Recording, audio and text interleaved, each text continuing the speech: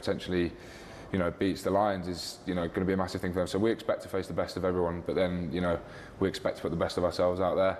And if I get the opportunity this weekend, then I'm like everyone in this camp. They're chomping at the bit to put on the shirt and play for the Lions, and hopefully, who knows. It's after Wallabies coach Joe Schmidt has warned he won't release players from his squad for those games. And one of Celtic's Lisbon Lions, John Clark, has died at the age of 84. Martin O'Neill managed the Hoops, and Clark was his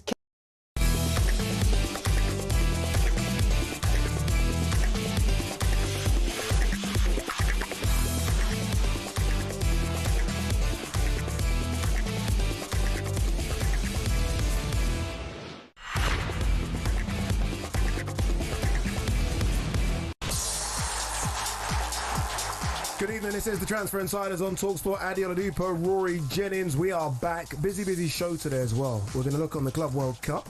Some big new signings have taken to the fields in America. Turkey looked absolutely fantastic, by the way, for Man City yesterday. Liverpool have added Florian Wirtz and Jeremy Frimpong and are set to announce Milos Kerkez as well. How much more business, though, will they do before the end of the window? So much needs to change at Manchester United. We'll chat Garnacho, Rashford and Sancho, who are all set to leave the club. We're going to chat some Brentford as well, set to appoint a new manager, and Crystal Palace, who majority owner John Textor is set to sell his shares at the club. Busy 3 hours. This is the Transfer Insiders on talkSPORT. Remember, as always, get in touch. Phone lines are open, 03717 223344. You can text us as well, 81089. Get your texts in ASAP, because I expect this to be a very, very busy 3 hours. Mr. Jennings, nice to be with you again, sir. You too, sir. Been far too long. How are you? Yeah, not bad. Did you have a good time in the States? Great time. Club World Cup? Club World Cup. Been back here as well in the studio doing some bits as well. I've enjoyed it. I know some people are like still umming and ahhing about it, but I think the games have been fun. And I think they're only going to get better. Did you get the buzz for it out there? Did it feel like it had worked? Because I think sometimes, particularly here, it may feel like slightly flat, like it's slightly underwhelming, slightly uninspiring. You know what's the vibe out there? I think the vibe's massive because of the South American teams. Like, in the previous iterations of the Club World Cup, they always take it so serious, don't they? Yeah. But they wait for the European teams. Like, okay, what, you think you're the best in the world? Yeah. We'll show you. And I think when you look at the South American teams that are there, I mean, Boca Juniors are there. Yeah. Flamengo are there. Yeah, the Boca Juniors, the Boca Juniors support at the Hard Rock Stadium in Miami. Unlike anything you've seen. That looked amazing. Unlike anything you've seen. They're on the beach in Miami. They've got all their sort of Maradona flags, and it's just going potty. Mate, it's frightening, obviously. And we've seen a lot of those sort of European South American games, and they've been fantastic. Do you know what I would say, though? I would say that it's unfair to ever judge the success of a tournament or the appetite of the fans of a tournament on Argentinian fans, because they're always immense. Yeah. They're always immense. Like, I was in Qatar, and it's probably the best atmosphere I've ever been a part of when I went to the Argentina game. Yeah. So it isn't really fair to say the tournament's working. The Boca Juniors fans were great. Yeah. What's it like at the other games that you've been to? What's it like at the games that maybe don't have the travelling support of Boca Juniors? Look, some games, and I guess this is kind of like most tournaments, where some games are massively attended, right? Especially when you've got a powerhouse, like I think Bayern Munich played in their first game and 80,000 were there. And some games won't have that. Yeah. Like Mamelodi Sundowns from South Africa are not going to have the travelling support, are they? No. So I guess, look, some have been vastly attended and some haven't. Do you know where I just couldn't believe it? When I was watching that iShow Speed do a sort of crossbar challenge at a game that Lionel Messi was playing in. You think this has gone wild, hasn't it? Like this is we've kind of jumped the shark here. The influencer or the influencer debate kind of taking over the football. You've got Lionel Messi on a football pitch. Forget Messi on a football pitch is one thing, right? Because it's Messi, but he's walking out with Del Piero, and not many people knew who Del Piero were. And obviously, me as the big sort of Italian football fan, I was like, oh my God, this Del Piero. Yeah. Like Yuri Jokev was walking out as well. Really? And I'm like, Jokev, and then Speed comes out and the place goes mental. But look, do you think there's ever a world where the Club World Cup? So it's the World Cup of clubs. We have a situation where Paris Saint-Germain are going to potentially play Botafogo. The Seattle Sounders will play Atletico Madrid. It's the World Club Cup. Yeah. Could you ever see a situation where the World Club Cup takes over from, in terms of its prestige, the European Cup? Because the World Cup is bigger than the European Championships. Wait. Are you talking the European Champions League? Yes. Yeah. So I think that would be the ambition from FIFA, won't it? FIFA will want to try and want to do one over UEFA. Yeah, FIFA want their version, because at the moment FIFA only get to demonstrate their brilliance once every 4 years. The World Cup is the biggest tournament in the world. It's the biggest tournament, bigger than anything that happens at club level, but it only comes around once every 4 years. FIFA will be looking at UEFA having the Champions League every single year, and they'll be looking at that with envy. Yeah. They will be trying to replicate that, trying to get their version of that. Can you see a situation, because you've been to it, you've seen it in its new format, can you envisage a situation where the Club World Cup takes over in terms of prestige? Prestige for who? The clubs or the fans? I think it would have to be both. The two would have to be aligned for it to actually work. Clubs, yes. Fans, yes and no. Fans in South America, absolutely. Is the ambition? The ambition for FIFA here is to say that when a team wins the European Cup, you go. So you're a Liverpool fan. Liverpool win the European Cup. I'm a Chelsea fan. Chelsea win the Club World Cup. At the moment, if we had a debate, you would go, you've won. You've won the European Cup. You've had a bigger season. At the moment, you'd probably go, you've won the Premier League. That's a bigger season than Chelsea winning the Club World Cup. But FIFA are trying to skew it, aren't they? They're trying to change it. They're trying to make it so that the team that wins the Club World Cup have dominated the conversation. Yeah, and it makes sense though, isn't it? I mean, because what FIFA are saying basically is, okay, so you won the CONCACAF, you won the European Championship, you won the Asian Championship. You've got Lionel Messi. You've won La Liga, you've won, the Bundesliga. Okay, let's all come together and we'll see who the real boss is. Yeah. That's what they're trying to do. And obviously, it hasn't quite worked with this one, because you've got the winners of the Premier League not there, you've got winners of La Liga not there, and you've got winners of the Serie A not there. But ultimately, what they're trying to do is get all the winners together and say, this is the ultimate trophy. This is what you are competing for. So what you're trying to do is actually get into this and win this. And because it's so much money, dude.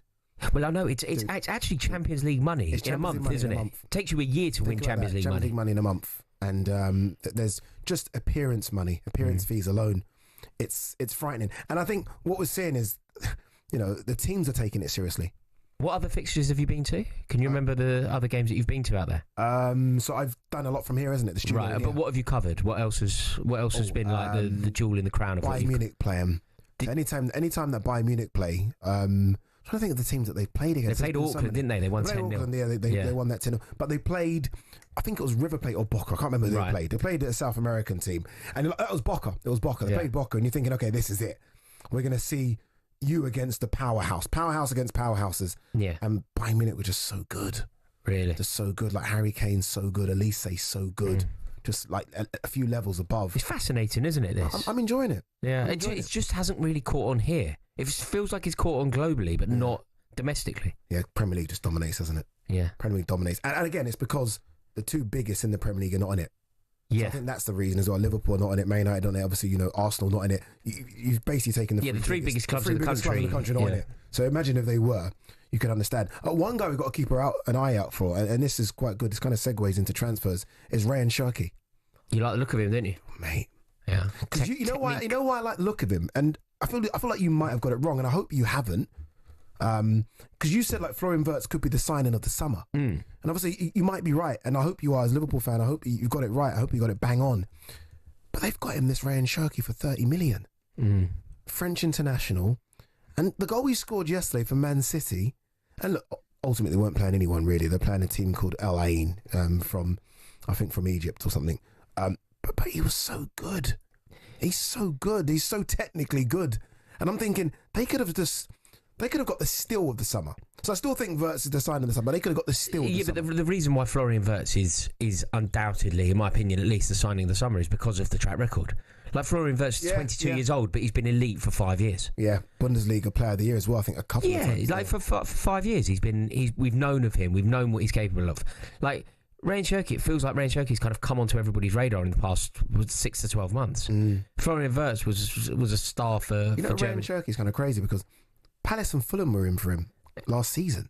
Yeah. And all of a sudden it's just gone bang to the point where everyone now was having a little sniff. But yeah, you're right. Maybe. And also, I know that you're saying that he played very well, but Manchester City like cruised past Al Ain, didn't they? Like it wasn't a particularly stern test for them. No, they battered. Can he do it? You might be able to do it in a Club World Cup, but can you do it on a cold Tuesday night in Stoke potentially in the League Cup? Yeah. No, you're right. Man City play Juventus next, by the way, which is going to be a good little test. All right. So look, I'm working on it, so it's easy for me to say it's fantastic. All the bells and whistles. I'm working. You're on his faults on it. Well, I don't think I'm. If Chelsea weren't in it, would you be watching it at all? Yeah, I think so. I don't think I'm a good case study here, though. Right, you just watch football. That to a degree, but also because even before this new like Hollywood version of the Club World Cup, I've loved it. Yeah. Like, I'm one of the very few people that have actually taken this competition seriously.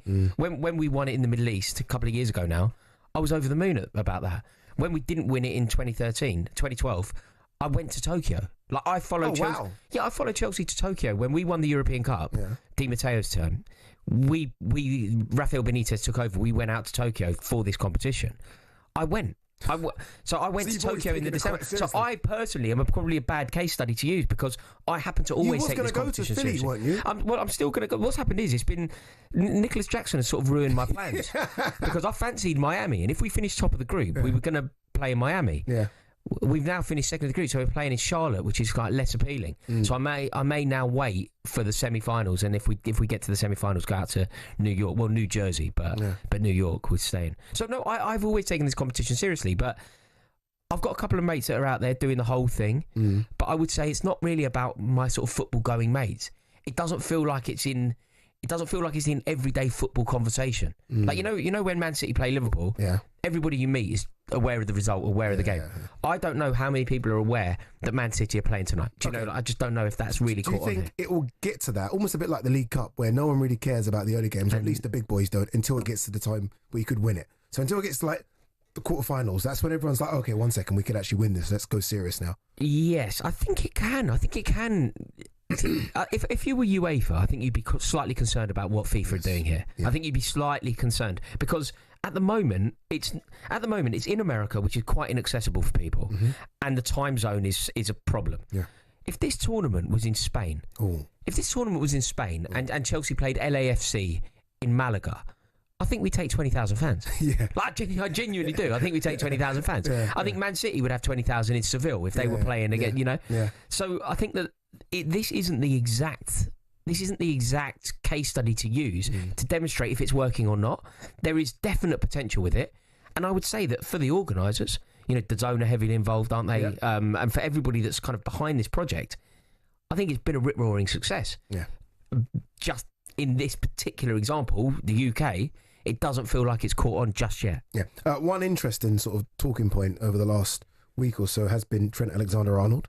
Obviously now a Real Madrid player, has played 2 games for them as well. No one's really talking, I think because of the Trent saga, no one's really talking about Xabi Alonso being the manager. It's almost gone under the radar a little bit. That Carlo Ancelotti, who was there and won absolutely everything, has gone to Brazil, and Xabi Alonso's come from Bayer Leverkusen. It's a good time to follow Ancelotti, though. Just the one, it was the impossible job. Following Carlo Ancelotti off the back of winning European Cup after European Cup was impossible. They've had a slight off-season. They've been beaten home and away by Arsenal. Suddenly it's not a bad time to take the job. I just can't really work out how it's going to go for Alonso, because if nothing else, I could be in the minority here, but I believe that kind of cultures and styles of football clubs really do matter. It's why I struggle to see Ruben Amorim being a success at Manchester United. Manchester United play 4 at the back. I heard Paul Scholes talking about this on the overlap. He's like, in his entire Manchester United career, he reckons that they tried 5 at the back 4 times. In his entirety of in the entirety of his career. Tried it 4 times, he said it never worked. We'd do it for 20 minutes, we'd come out the 5 at the back. Manchester United as a club, they have the traditions of playing 4 at the back. They've always done it. I can't imagine Manchester United working with 5 at the back in the same way that Xabi Alonso likes to have 5 at the back, doesn't he? And I know that he's come out and said that he respects the traditions of Real Madrid, he'll go to 4. But all of his success was built on the foundation of 5 at the back. So I think that these things matter, and it's very difficult to see either Real Madrid playing with 5 or Alonso playing with 4. 5 works for Trent. Like, 5 is almost a saviour for Trent, because that's his position, a right wing back. He's not a defender and he's not a midfielder. I mean, I think we've tried to kind of shoehorn him into that midfield role, and he's not very good at it. And I think we know his defensive capabilities as well, which aren't really there. A wing back for Trent is fantastic. I'm not trying to say you build the squad around Trent, because you've clearly got other better players in that squad. But if you're Trent, you're thinking, this is great news. 5 at the back saves me. It does him a massive favour, that's for sure. Massive. But they didn't get off to a particularly impressive. I saw Ruben Neves score for them.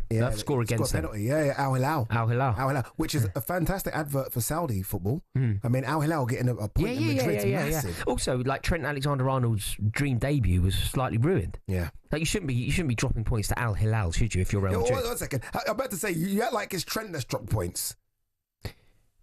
It's his debut. No, but the narrative would revolve around him if they won. Yeah. It's true. The narrative would revolve around him if they won. Yeah, it would. So, but no, it's not. It's obviously not a good result for them. But it'd be very interesting to see how it goes for Xabi Alonso. It'd be very interesting to see how it goes for Trent Alexander-Arnold because it's not going to be an easy season for them. Yeah, it's not going to be an easy season. Barcelona look the real deal, certainly by the end of last year. And by the way, now, I mean, again, this is, I guess, the Achilles heel for every single team in this tournament. You're playing now, you're going to be shattered come November. Yeah. So Barcelona, everyone at Barcelona right now is feet up. Yeah. Atletico Madrid are at this tournament, Real Madrid are at this tournament. So if your Barcelona players who are clearly on holiday, I mean, Lamine Yamal's just posting photos everywhere. I know. He's relaxing. I know. Well, Real Madrid are running around in 90-degree heat. See, and that could have a detrimental impact on the tournament. Like, you know, if this tournament does almost act as a precursor for teams having a bad season, a season that ends when you run out of steam. Yeah. People will suddenly be very wary of this competition. You know what changes that? Go on. Money. Yeah, it does. It does. Money is so big that it's going to be like, okay, just get bigger squads. The disruption of this competition, though, it's going to be interesting to see how it's taken. Like, look, we've lost our Boxing Day fixtures, haven't we? Like, is that a fact though, or is it? No, just we've lost our Boxing Day. We've not got the dates yet. No, we've lost our Boxing Day fixtures. Okay. I mean, it's this weird pretense that we actually care about players' welfare and we're trying to like protect the players. If we were really trying to protect them, more and more. Yeah, if we were really trying to protect the players, there's no way that we'd be playing this tournament in America at the moment. Yeah. Like nobody squads really. Are bigger though, aren't they? From when me and you used to watch football, squads are bigger. But you've got number 18 on the bench who's better than what Liverpool used to have 10 years ago starting. That might or might not be true. And I think you're probably right, it is. But even it's not definitely, but let's pretend that it is for a moment. It doesn't really matter because there are certain players that play every week. So it doesn't matter how good your bench is. Mohamed Salah's starting, isn't he? It doesn't matter how good Chelsea's bench is. Cole Palmer's starting. Like, we're so reliant. It feels like we're a bit Cole Palmer FC. Fair. So there are certain players. Look at Rodri. It doesn't matter how good... How quick have they pushed him back? But also, it doesn't matter how good the person on the bench is, because however good he is, not Rodri. It doesn't matter who it is. It doesn't matter if it's Zubimendi. He's not as good as Rodri. Yeah, the drop off is so bad, exactly, and so deep. You know, I was having a good debate with. I love everyone to get involved with this at home. This is such a segue. Apologies, people. I was talking to someone the other day about Man City and Chelsea. Yeah, is this about to be a major name drop? No. You're about telling me that you're having this conversation with Christian Vieri or something? No, John Obi Mikel. No, I'm joking. and we were saying in the history of the Premier League, who has had the best midfield? Man City. We agreed it's them two. Man City and Chelsea. Who has had the best midfield? Like the best collection of midfielders. Who has had the best? You listen to Transfer Insiders on talkSPORT with Ladbrokes. 18+, begambleaware.org. We'll have that debate when we come back.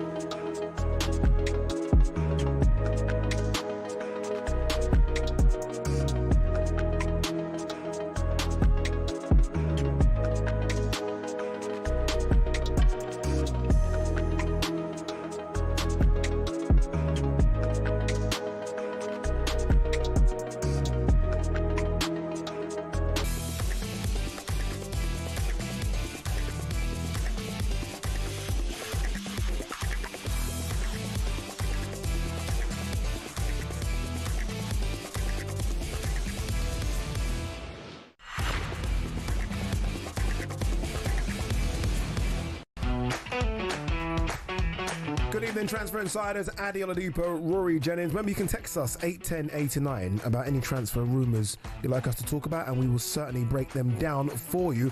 The big game today in the Club World Cup. Seattle Sounders, who have to win, take on the current European champions, Paris Saint-Germain. And the Moose, Ian Abrahams, is watching for us, and that's team news. Yeah, they've got home advantage as well, so maybe that will count for something, although they have lost both games so far. Not quite mission impossible for them. They can go through, but they probably have to win about 4-0 if that was to be the case. Botafogo top the group, having won both games so far. PSG and Atletico Madrid both have 3 points, and Seattle have none so far, so all four sides can go through. Pretty much the team you'd expect from Seattle, and probably PSG as well. Names to watch out for. Vitinha is in the centre of midfield. Up front, Doué one side and Kvaratskhelia the other. Meulu starts as well. He scored in the Champions League final. You would expect the European champions to go through, boys, but it might not be quite as simple as it seems tonight for this particular group. Botafogo, PSG, Atletico and Seattle could all still go through. We'll find out in the next couple of hours who goes through and who possibly they might play next as well, as Group B comes to a conclusion. We start at 8 o'clock. Cheers, Ian. Thank you very, very much. We'll give you updates as to when the goals go in that one. I expect goals to go in. All right, it's time now to get an odds update with Ladbrokes. Odds update on talkSPORT with Ladbrokes. Supercharge your odds with our Odds Boost button. Selected markets applies to first £50 of stake. Terms apply. 18+. Gambleaware.org. All right, let's welcome in Kel Guildhart from Ladbrokes. Kel, let's start with the Club World Cup. Some big boys in it. Some really strong teams that look like they're taking this very, very serious. In terms of the outright odds, I think we spoke about this a couple of weeks ago, and it was PSG. Still PSG, or are they looking now like maybe Bayern Munich are taking this a bit more serious than everyone else? Evening, lads. I was going to say we'll talk about them in a second anyway, because of Moose just saying on the commentary there. But yeah, it's still PSG, the outright favourites at 3-1. Despite like the fascinating dynamic of their group, despite that hiccup last time out. Real Madrid actually went out to 5-1 in the outrights when they drew with Al Hilal. We were speaking about that game before. But I think winning as impressively as they did with 10 men, like pretty much all game last night, wasn't it? That makes 5-1 stand out as good value to me. City, despite that 6-0, they're unchanged as 9-2 second favourites, but group mates Juventus are probably the most notable climbers. They've gone from 33s to 20-1. I think that's probably because they're showing how seriously they're taking it at the moment. And yeah, like when we spoke a couple of weeks ago, my dark horses, Rory's boys, Chelsea, they drifted to 16-1 from 10s on the back of, what was essentially a disastrous 6 minutes. Showed maybe that they're lacking the mentality to go all the way, but they were cruising up until that point. My good mate, who was at the ground in Philadelphia, was like from the stands actually on the verge of booking his flights to New York for the final. So it shows how much control they had, but he might have lost a little faith. I think they still look decent value as an each-way squeak, but of course, might depend on whether they show why they're 2-7 favourites tomorrow night against Esperance. Now, the problem that we've got, though, Cal, it's the way that the draw falls. Like, if we had won the group, we were on a great path. Like, the Gareth Southgate trajectory, the Gareth Southgate pathway straight the way. Yeah, when you can just see that you're going to have favourable opposition all the way. Now it's looking like we're going to finish second in the group. We're almost definitely going to finish second in the group. If we do, we have such tough teams. Like, I just feel like it's going to have to go our way so well. We're going to have to play so well. Whereas before, it felt like, we were going to go Sweden, Colombia. We were laughing. Yeah, so all of a sudden, we got France and Spain in the way. It's going to be very different. All right, Gail, let's get the odds for a couple of the groups. Let's start with Group B. In terms of qualification from that group, what are the odds say? Yeah, we just touched on it there, and it's not gone how most people thought it might, would it? Botafogo's win over PSG, it's not changed things at the head of the outright betting, but it's certainly made it interesting. Like, if PSG beat Seattle tonight as expected, they're about 8-1 on. The draw's 15-2 in the MLS side of 16s. Then Atletico need to win by 3 goals tonight. Wow. And Botafogo showed that they're very much in the mould of a Diego Simeone team, didn't they, with their ability to dig in. We do still favour Atletico to win, though. They're 13-20. The draw's 3-1 and the South American champions are 9-2. So with that in mind, I like the look of PSG, Atletico, both to win and score more than 2.5 goals. That double pays 7-2. Lovely, lovely. And Group C, finally? Yeah, well, given they managed to shoehorn him into the tournament, the organisers are going to be delighted that Lionel Messi's Inter Miami have got a decent shot at making the round of 16, aren't they? In his side's match with Palmeiras tonight, a draw will see both sides progress, which is why stalemate is probably as short as 8-5. Brazilians are favoured at 11-10 and Miami is 17-4. So in the other match, it's do or die for both Porto and Al Ahly. And it's out of their hands, which could make both sides just go for it, you know. Porto, odds on at 7-10, and the draw's 3-1. Egyptian champions are 17-5. Neither side scored from open play, so it's really difficult to predict this goal fest. But, you know, given what's on the line, I reckon, let's be positive. Porto to win in over 3.5 goals is 3-1 with Ladbrokes. That's too positive. That's too. I thought you were going to say 1-0. That's far too positive. Gal, as always, my man, appreciate it very, very much. Thank you. Cheers. All right, that was a look at the latest odds with Ladbrokes. 18+. BeGambleAware.org. Odds update on talkSPORT with Ladbrokes. Supercharge your odds with our odds boost button. Selected markets applies to first £50 of stake. Terms apply. 18+. GambleAware.org. You mentioned Messi there. Obviously, Inter Miami are in this tournament. He's still got it, you know. Yeah. He's still got it. Like, he's fantastic. He doesn't have it around him. Like, Suarez's legs have gone. Busquets' legs have gone. And they've tried to get a couple of young kids around him that are athletes but not very good footballers. But put Messi in any team and let him just have a free reign. My God. Do you think that Lionel Messi is actually the only example, maybe him and Ronnie O'Sullivan, for being the very best to have ever lived in their respective sports? Like, does anybody, like, you know, the other examples, you can kind of contest it, can't you? Yeah. Whereas I feel like Lionel Messi... Okay, I just realised the game you're playing here. Jordan? Jordan wasn't quite our era, though. Oh, but you said the best to ever do you think so? Do you think Jordan is undoubtedly the best? Undoubtedly number one, innit? Really, better than every contender. LeBron's like, it's always like just Jordan or LeBron, but it's always Jordan. But this is a very good thing. But I think people contest the Messi thing, don't they? I don't think so. I think attention seekers, maybe. I don't feel like people genuinely believe that there is a better footballer to Phil Taylor. Feel the power. Yeah, I know, but darts isn't a sport for you, is it? No, it is. No, absolutely. No one contests that. Like, he's undoubtedly. I love this game. Michael Phelps. Phelps, undoubtedly the best. Undoubtedly. See, you better than Duncan Goodyear. Yeah. No. There'll be 25-year-olds. Usain Bolt. Usain Bolt, definitely. Definitely the best. Yeah. Maybe this is the era. Serena. Maybe this is actually the era. Yeah, maybe. Nobody comes close to Ronnie O'Sullivan. Nobody comes close to Lionel Messi. Apart from Anil Kandolu, who's going to join us next.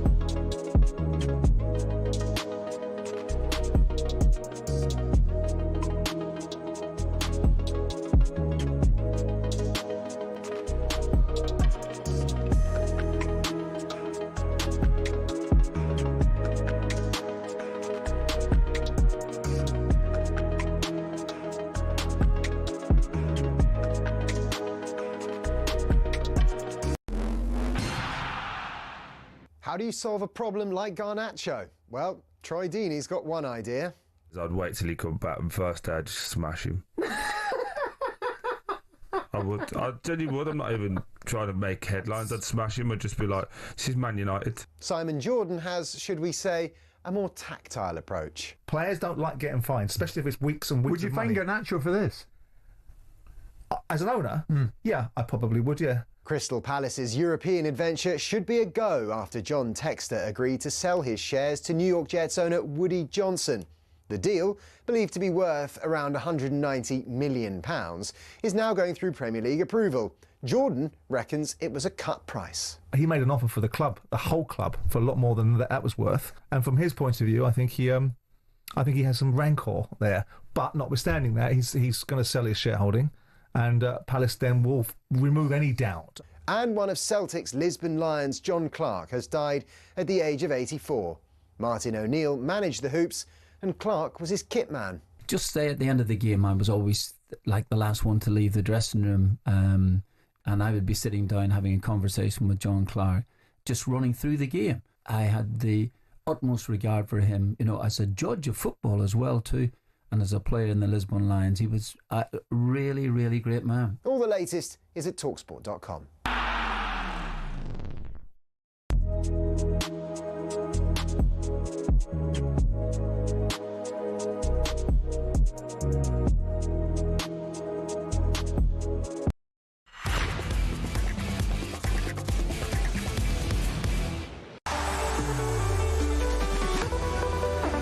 Transfer Insiders, Adi Oladipo, Rory, Jennings. Very quickly. Man City, Chelsea, best midfield ever.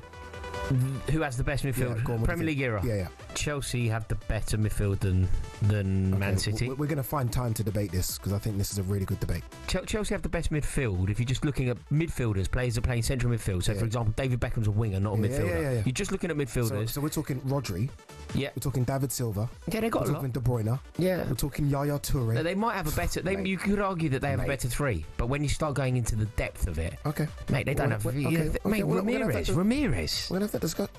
Ramirez, a sensational footballer. All right, time now to look at the latest football action with Ladbrokes. The big preview on talkSPORT with Ladbrokes. Supercharge your odds with our odds boost button. Selected markets applies to first £50 of stake. Terms apply. 18 plus. Gambleaware.org. Let's welcome in the boy, the legend that is talkSPORT's transfer reporter Anil Kandala. Where's this setup come from? Where's this?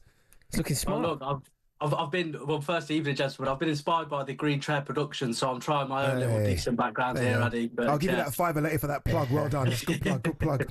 Let's talk about Mbeumo to United. It felt like he was going to follow Thomas Frank to Tottenham. That seemed to be what all the conversation was around the last week or so. United have come back in with a new and improved bid, more wages as well, probably. What do you make of it? Yeah, well, exactly that. I think with Brian Mbeumo, he's made it very clear to not just his party, but quite, I think, open to at least letting the media know that his preference is Manchester United. Of course, there was this element of attraction, should we say, in terms of Thomas Frank going to Tottenham Hotspur. But Mbeumo's always made it clear this is the team he wants to go to. And talkSPORT can reveal this evening that Manchester United have improved the bid to Brentford for the player in a package worth in excess of over 60 million. Talks have accelerated over the past 24 hours, and we do believe here at talkSPORT that it will continue in that fashion in the coming days. This, I think, in a way, is a relief for Manchester United fans. Of course, they need an individual like this to come through the doors. 20 goals in the Premier League alone last season. He can score goals and put the ball in the back of the net, something Manchester United have really struggled with for quite a number of years now. But ultimately, I think there is an element of frustration. If a player has made it very clear that Manchester United is the destination that he wants to go, this probably should have been done by now. But look, it's all well that ends well almost, and it does seem anyway that Brian Mbeumo has never been closer to joining Manchester United as of today. So yeah, I do expect this one to really ramp up over the next few days, and it will be close until we can say Manchester United have got their new man. What do you think about this one, Anil? Obviously, you're a Manchester United fan. Do you think that this is a good signing for Manchester United? Do you feel like they've been left looking a little bit with egg on their face? The fact that they've had to wait. It looked like Tottenham were actually going to try and hijack the deal. It looked like they were going to be successful in that attempt at one point. And there has been a lot made of the wages that Brian Mbeumo was on. The Manchester United of old wouldn't have struggled to sign a player from Brentford, would they? No, absolutely, Rory. It's true. I see Addy smile a little bit there. Of course, when you support a club like Liverpool and you're the Premier League champions, it's a lot easier to do your negotiations in terms of what you can offer. But look, with Manchester United, and I think the real big aspect in terms of Mbeumo potentially joining Tottenham was the fact that they have Champions League football. They have any European football, for that matter, when in comparison to Manchester United. So I think, as the youth of today would say, Man United still have that juice. They still have the bit of attraction in terms of putting that famous red kit on and playing at Old Trafford in front of 75,000 fans. And this is the case here. Look, Mbeumo, as I've already said, he's made it clear. They understood from all parties that this was the club and the project for whatever reason. Anyway, I think we can all agree that probably financial perspective, it does come into play a little bit. But this was the club for him. This is the one he wanted. And from a Manchester United fan perspective, look, at the end of the day, irrespective of who you support, this is at the top of your agenda, irrespective of what the situation is, where or how far you are in your respective project. You want a player who is excited to join the football club. And we only have to look at some examples currently still at Manchester United, the likes of Alejandro Garnacho, the likes of Marcus Rashford. Their conduct doesn't really suggest that they want to be at Old Trafford. So the fact that Manchester United fans can hopefully anyway very soon look forward to a player putting that kit on who is very grateful to be there is certainly a step in the right direction. Steady. This isn't MUFC TV. Like, it's getting into that for a second there. All right, let's talk Liverpool. Milos Kerkez. Looks like that deal is done. When are we going to hear the here we go on this one? Yeah, exactly that. Look, we understand here at talkSPORT that his medical is due for tomorrow. So within 24 hours, Addy, potentially even on this very show, we could be talking about Milos Kerkez official to Liverpool.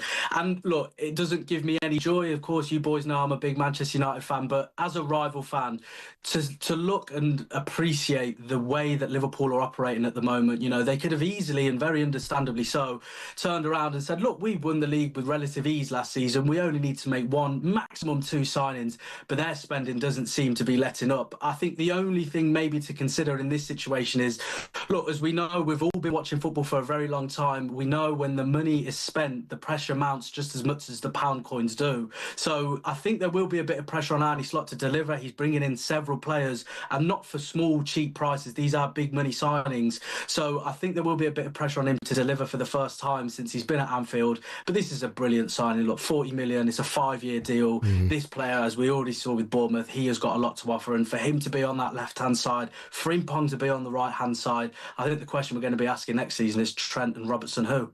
And with that in mind, Anil, it feels like Liverpool are just going from strength to strength. They were heavily linked with Mark Gahey recently. It felt like that one was going to be done as well. And I think this is a great signing. I think Gahey's a tremendous player, and I think that he will bring something different to that Liverpool back line. What do you think? Do you think that they're going to get this one over the line?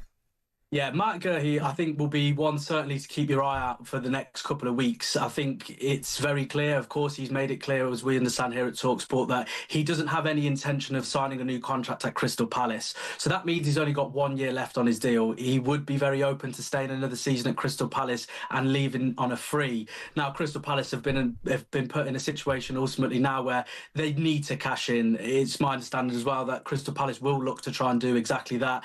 They were offered, I think it was around £70 million by Newcastle just at the start of this year alone. They didn't want to sell. I think in January it's always a very difficult window to manoeuvre in because it does leave you very little time to find adequate replacements. But with the summer, with a long time to find them replacements, of course, Osman Diomande from Sporting is being linked with a move to Crystal Palace. This could and very well will open the door for Mark Gahey. In terms of moving to Liverpool, of course, as you've already alluded to there, Rory, they are a team very interested in him. Arsenal is another team that I've heard who like the look of Mark Gahey.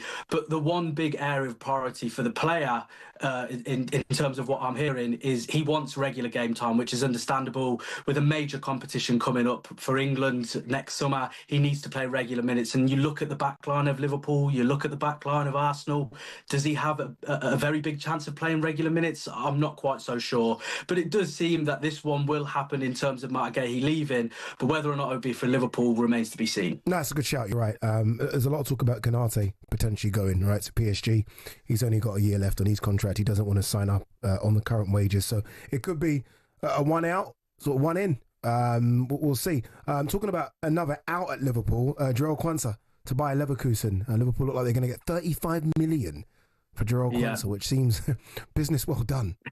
I feel bad saying that because I like the kid, but it's a lot of money. No, it's an incredible offer. This is, to be honest with you. Look, when you get offered this amount of money for what your 3rd/4th choice centre back, I'm really not sure any team in world football can turn down this kind of money. They've also got, I believe anyway, a buyback clause in that deal. So in terms of ticking every element or every box when it comes to selling a young promising player, Liverpool have done exactly that. And look, as I've already said to you boys just today, when you are at the top, and I know Addy's going to like me saying that, I'll say that through gritty teeth, but look, Liverpool are at the top of the pyramid right now. All of their players' values are through the roof, considering the fact that they are Premier League champions. They're a very, very strong project, attracting project to be a part of. So if you want to prize a player away from that, you need to put the big money on the table, and this is exactly the example with João Contra. I think only from a Manchester United perspective, it's a bit of a shame that Erik ten Hag isn't giving us 35-40 million for some of his ex-players, but look, that remains to be seen if he does spend any more money. But yeah, Liverpool not only looking strong in terms of incomings, but also outgoings. And Neil, just before we let you go, Aaron Ramsdale to Glasgow Rangers, what are you hearing? Yeah, this one I think will be a really, really key one to look out for, because the fact that they're going to let him out on loan, I think makes sense. Of course, look, Aaron Ramsdale's affiliation with the club that he's currently at, everyone knows he holds that club very dearly in his heart. So I think he will be very open to an idea of potentially Southampton rebuilding, getting themselves back into the Premier League, and then he could return with a bit of experience somewhere else. Again, he's an individual that has the World Cup very firmly in his goals, in his set. So I think he does need regular game time in a top division, if we're being perfectly honest. A championship goalkeeper probably won't be going to the World Cup. So I think they will need to get him off the Southampton team sheet for him in order to achieve that goal. In terms of where he could end up, it does remain to be seen. But I think that the idea of the fact that it's a loan deal will attract a lot of clubs. Look, it's a perfect situation for all involved. If he doesn't perform at the level required wherever he may go, whether that's Rangers or elsewhere, then he can simply just go back to Southampton.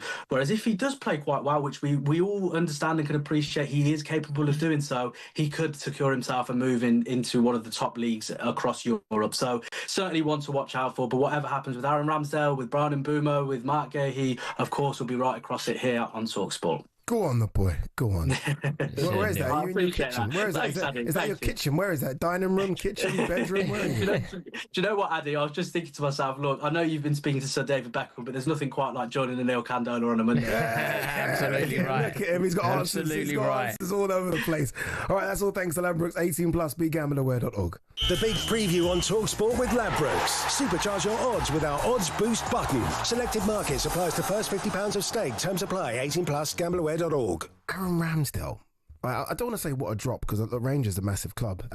But to be Arsenal's number one. To be Arsenal's number one playing in the Champions League. Yeah. Jordan Pickford, where everyone's like, fair enough, Aaron Ramsdale, Champions League. And did he have the clean sheet record when he was at Arsenal? It is a drop. I don't think you need to be delicate about that. Yeah. If you're going from playing in the Champions League to then a couple of years later being relegated with Southampton and ending up in the SPL, it's obviously a drop. Has he been relegated? Is it free now? He loves it. He loves it. He gets relegated every other year. He just loves it. He shines. One thing he won't do is get relegated at Rangers. Yeah. So he's okay. He won't get relegated at Rangers.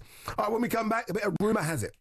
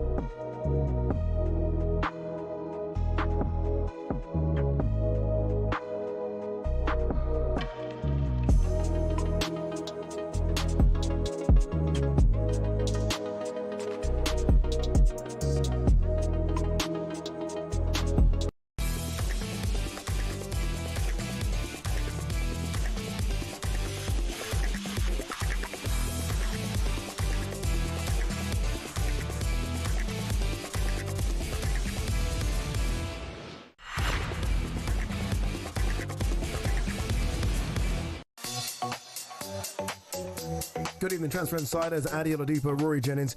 We are going to talk a bit of Brentford later. Brentford set to appoint a new manager after Thomas Frank has left the club, and Crystal Palace after winning the FA Cup and qualifying for Europe and then being told they can't play in Europe, might be able to play in Europe. We'll explain a bit later.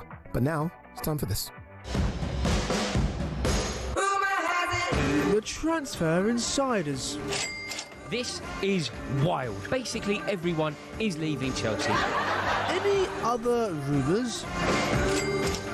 There are loads of rumours. This is our feature, Rumour Has It, where some of today's transfer stories are read out to us, and me and Rory will decide whether we think it will work or not. Are you ready? We've welcomed in Connor, who's like doing a bit of a double act here because he's our producer. He's the gift that keeps giving. It's just fantastic, isn't he? Just fantastic. No end to his talents. Oh, okay. Yeah, well, we'll see. We'll see. We'll see in the next 10 minutes. Let's talk about it after. Let's see what you're made of. Many people have shirked coming in here with us. Let's see what you're made of, Connor. Go there, Connor. What's the first rumour? I had to join the best show on talkSPORT, didn't I? It had to be done. White Jordan's 10 to 1. You're making a play there, Addy. No. First one actually is to do with my club, Arsenal, and a rumour is that Arsenal could move away from Benjamin Sesko due to his high wages and go for Victor Gyökeres. Now, that's the Daily Mirror reporting this. Now, I know it's kind of, we normally pick one player, but I was thinking, if you were to have Sesko or Gyökeres, and it doesn't need to be in an Arsenal situation, just for you guys, who would you rather have? I think it is particular to the club, though, Connor. I don't think you can answer it. Well, that was going to be my second question. Yeah, I don't think you can answer it without acknowledging what club are potentially going to make the signing. And with regard to Arsenal, I think they need a clinical, proven, best-in-class striker. Like, they need to adopt the same policy that they adopted when they went out and they spent the big bucks on Declan Rice. Yeah. Just go out and sign the best that you can possibly get, regardless of the money. That's what they did with Rice. That's why Rice has worked so well. I think they need to do the same now. So the answer to the question is, whoever you believe is the most ready to go now. Them two are so closely linked, though, aren't they? Like, when you say the best in class... In terms of availability, we're talking Osherman. Osherman's above both of them, I think. But then I think the next two down are Sesko and... But Gyökeres is older and arguably, therefore, more... Is he older? He's older. Yeah, Benjamin Sesko's younger. So what you're buying when you buy Sesko is you're buying more potential. It doesn't have the goal record that Gyökeres... Now, I think Arsenal are in the hunt for every single trophy next season. It's not about resale value, it's now. Next year for Arsenal's defining as well. It's defining for Arteta. If they don't win a trophy next year, there is a chance that people will start being quite vocal about Arteta's future. So he needs to get it right. The answer to the question here is, who's more likely to score 20 goals next season? And I think the answer is probably Gyökeres. Yeah. Therefore, they should go for Gyökeres. Gyökeres. Definitely. I agree, boys. I agree with you on that one. My second one is Manchester United's Jadon Sancho has been linked with a move to Serie A's Juventus. I'm so bored of talking about Jadon Sancho. Am I allowed to do this? Like, Jadon Sancho. Can't just opt out of this. This is not part of the show. Jadon Sancho, though, like, what sort of a footballer are we talking about? Like, sometimes we give so much oxygen, so many headlines. Like, we focus on shows like this on certain footballers who have done nothing to warrant the kind of coverage that they get.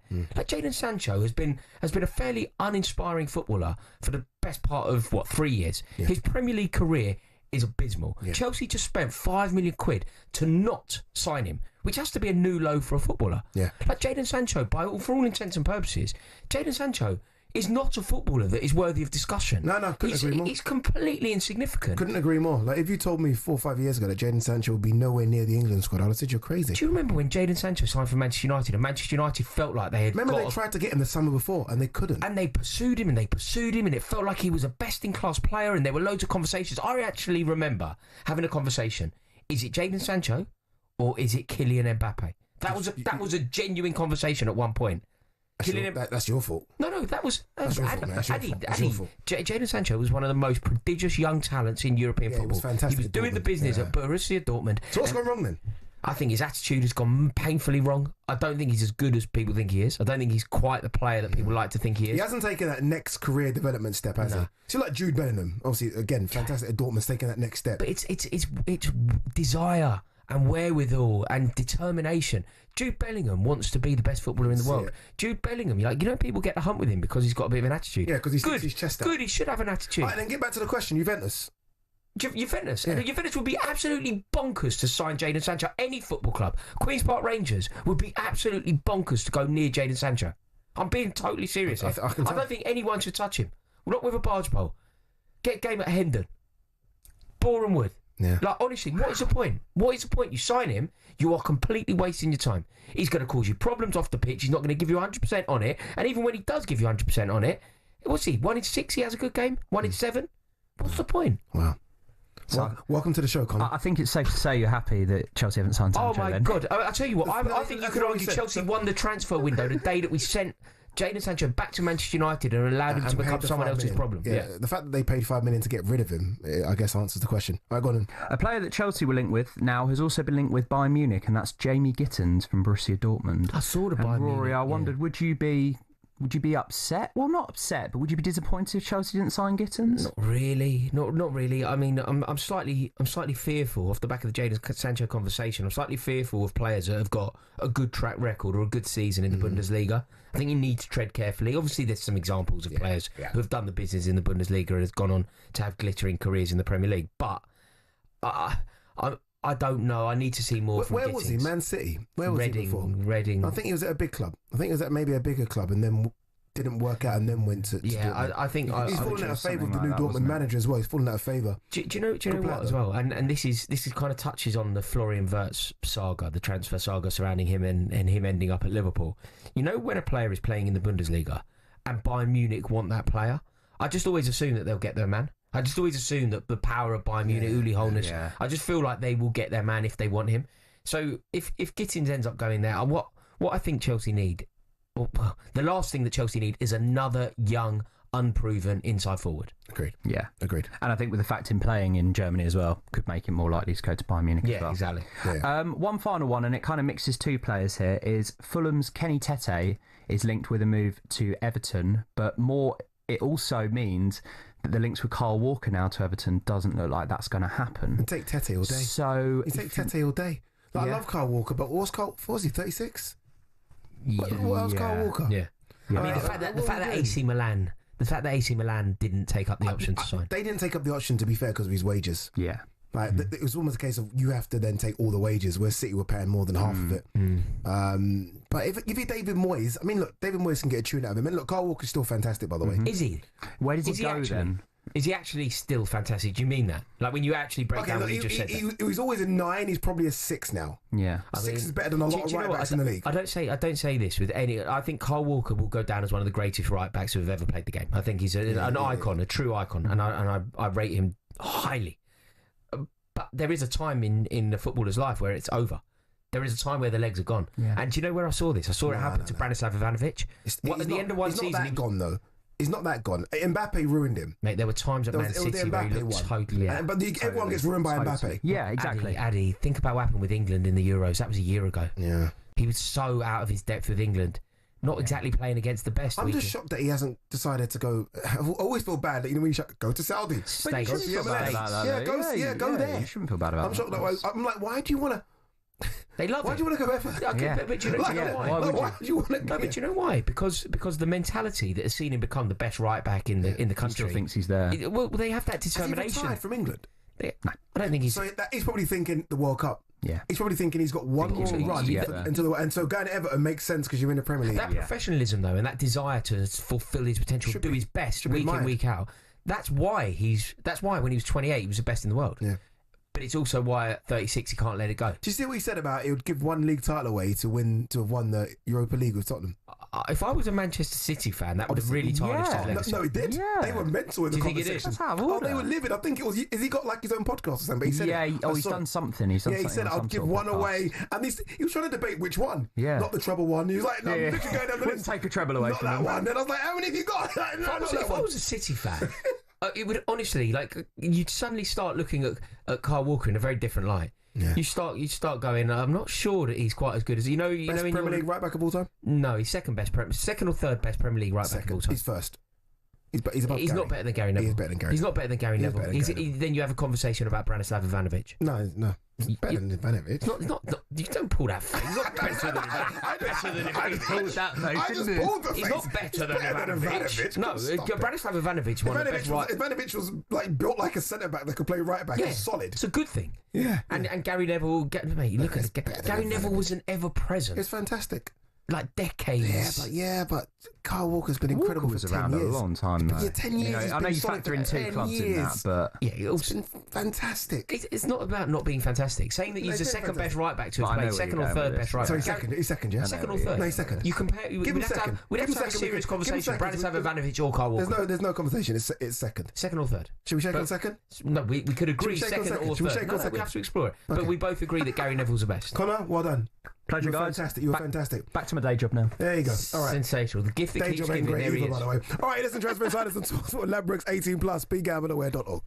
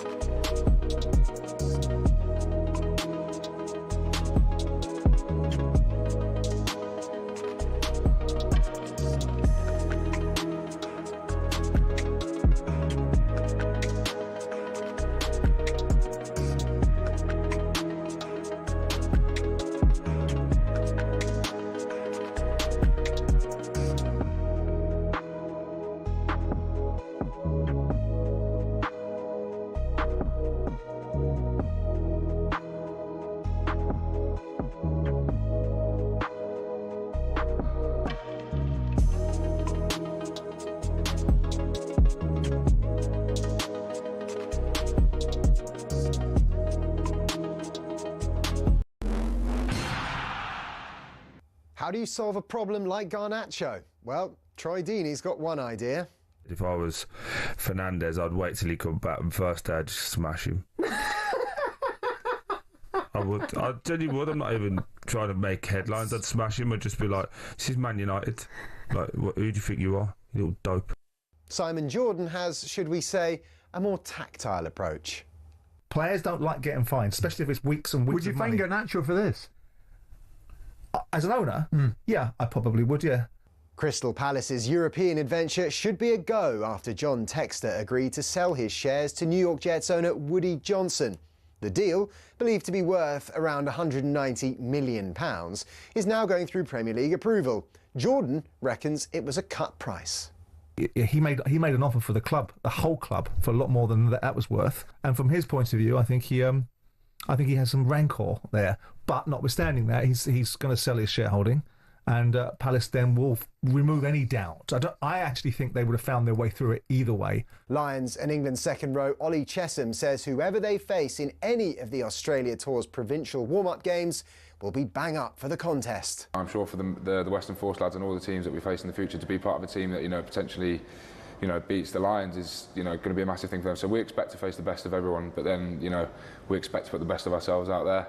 And if I get the opportunity this weekend, then I'm like everyone in this camp. They're chomping at the bit to put on the shirt and play for the Lions, and hopefully, who knows.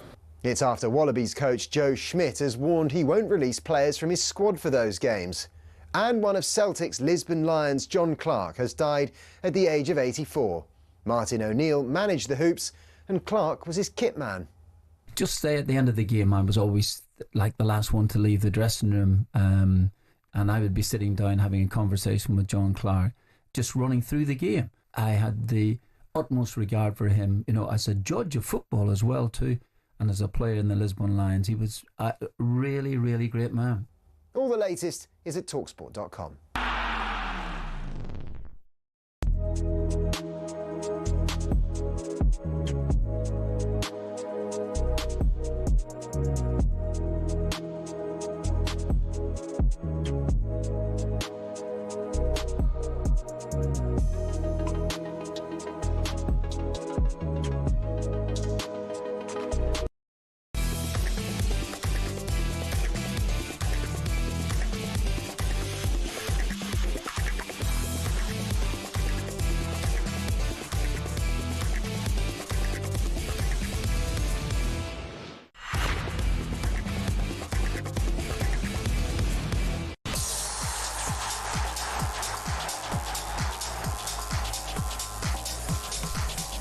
Good evening, Transfer Insiders. Adi Oladipo, Rory, Jennings. My producer's typing something.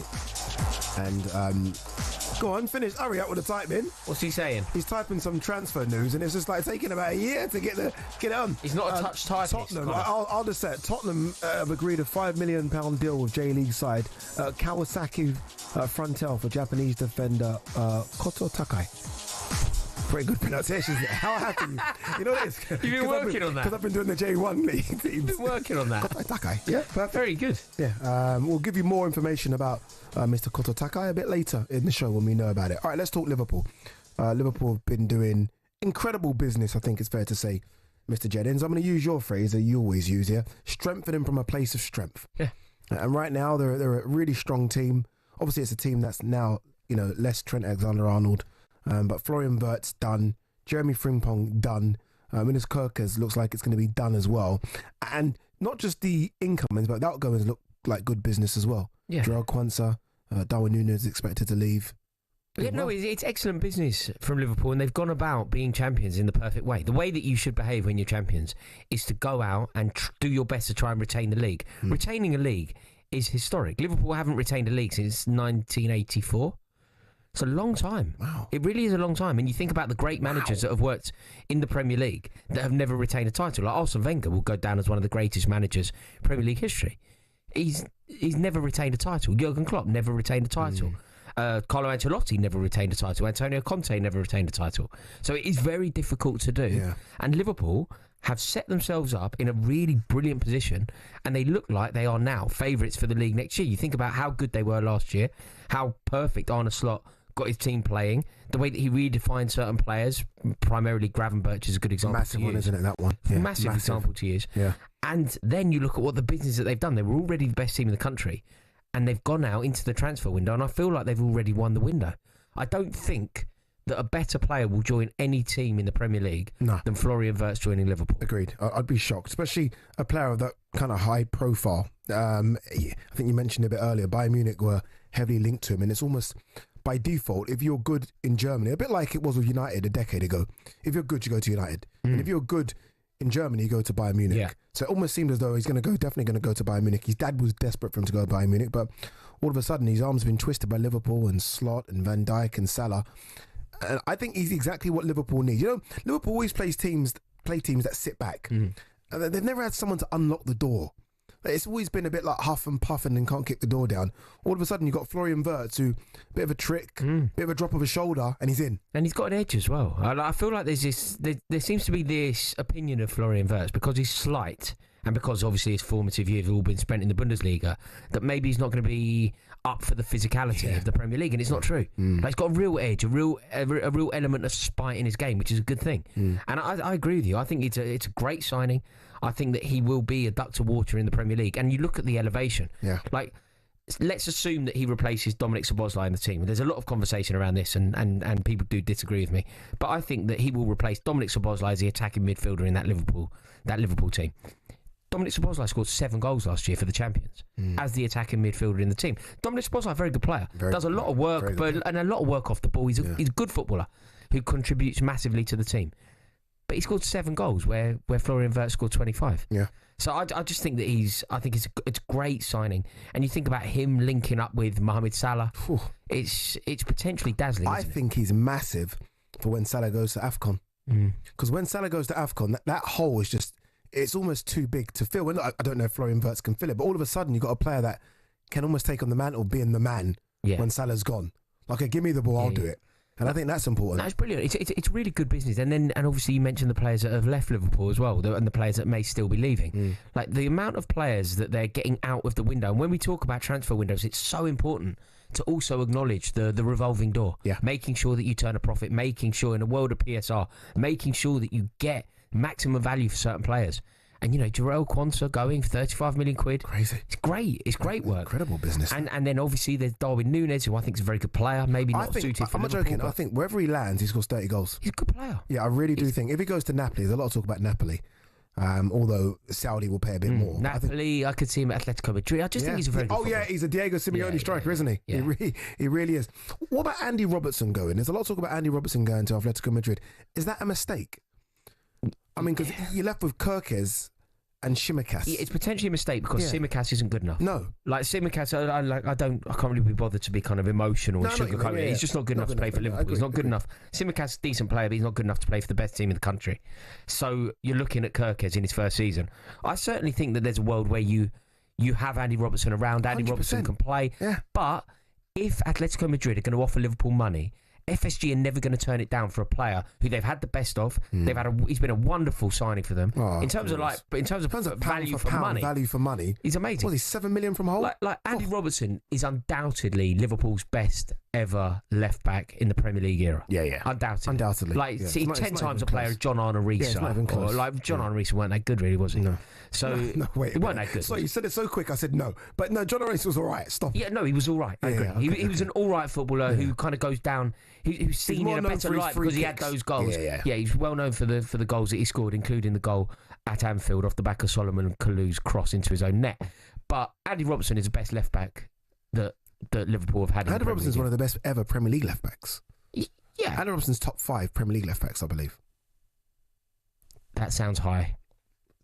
What? He's a very good player, but top 5. Yeah, you immediately think of Cole and Evra. Boom. Cole, Evra, Irwin. They're the 3. Cole, Evra, Irwin. And then he's there. What are we doing? He's there. I haven't thought about this. I feel like I need a little bit longer. You don't. You're the man for this kind of knowledge. I feel like I need a little bit bit longer. He's top 5 ever left back in the Premier League. Best left back in the Premier League. I don't think Robertson is. He's top 5. I'm not saying he's the best ever. I certainly know Cole was Mr. Man. I know actually Cole. Dennis Irwin, Patrice Evra. Patrice Evra, definitely. Andy Robertson. Hang on, let me think of some left backs that have. You can't. Yeah, we'll come back to this because I'm not. Is he better than Graham Lassalle? Oh, stop it. I don't know. Hang on a minute. You're saying it like that's a wild. Graham Lassalle was elite, man. You're doing it because of the Chelsea link. You always do it. He won a league at Blackburn Rovers. Yeah. Graham Lassalle was sensational. He's good, but he weren't no Andy Robertson. You're 100% sure about that? Yeah. Feel free to text in 81089. Yeah, top 5. But in terms of others going, Harvey Elliott potentially leaving. See, I think Harvey Elliott's a lovely little footballer, but again, he's just not good enough for this team because when you think about the way that Arne Slot wants to play, Harvey Elliott isn't fast enough to play that system. Like, he's very good on the ball, but he hasn't got the physicality to play the way that he wants to play. Like, what do you think Harvey Elliott's best position on a football pitch is? One of the front 3, one of the wide players. That's the issue. And the problem is, he at doesn't Liverpool, have enough pace to be in that one of the front 3. And at Liverpool, to be one of the front 3, and when I say one of the front 3, I mean one of the wide ones. Salah or Diaz positions. To be in Liverpool's team in those positions, you have to be one of the best players in the world. Yeah, and he's not one of the best players in the world. He's operating off the bench. So you can't have Salah's on the bench, can you? He doesn't want to operate off the bench. That's the issue. Yeah, he doesn't want. But there are a lot of clubs where he'd go and be the main man. Like he would go and start for lots of teams. Like, is he better than Martinelli? Is Harvey Elliott a better player than Gabriel Martinelli? I don't know. It's close because Martinelli's got that pace, hasn't he? He has. Yeah. He has. You know, it's better than Trossard. Put it that way. Yeah, better than Trossard. Trossard doesn't start. This is the issue. Yeah. No. But look, I think that ultimately he will go elsewhere and have a very good Premier League career. Because I think that's what he is. I think he's a really, really good Premier League footballer. But he's not one of the best in the world. He's not international. Right, I want to spend the last couple of minutes because this story about Mark Gahey isn't going away. It's in fact, it's growing legs now, especially considering he's got a year left on his contract. We had Anil Kandola on a bit earlier talking about sort of Newcastle putting a bid in of 70 million, which got turned down.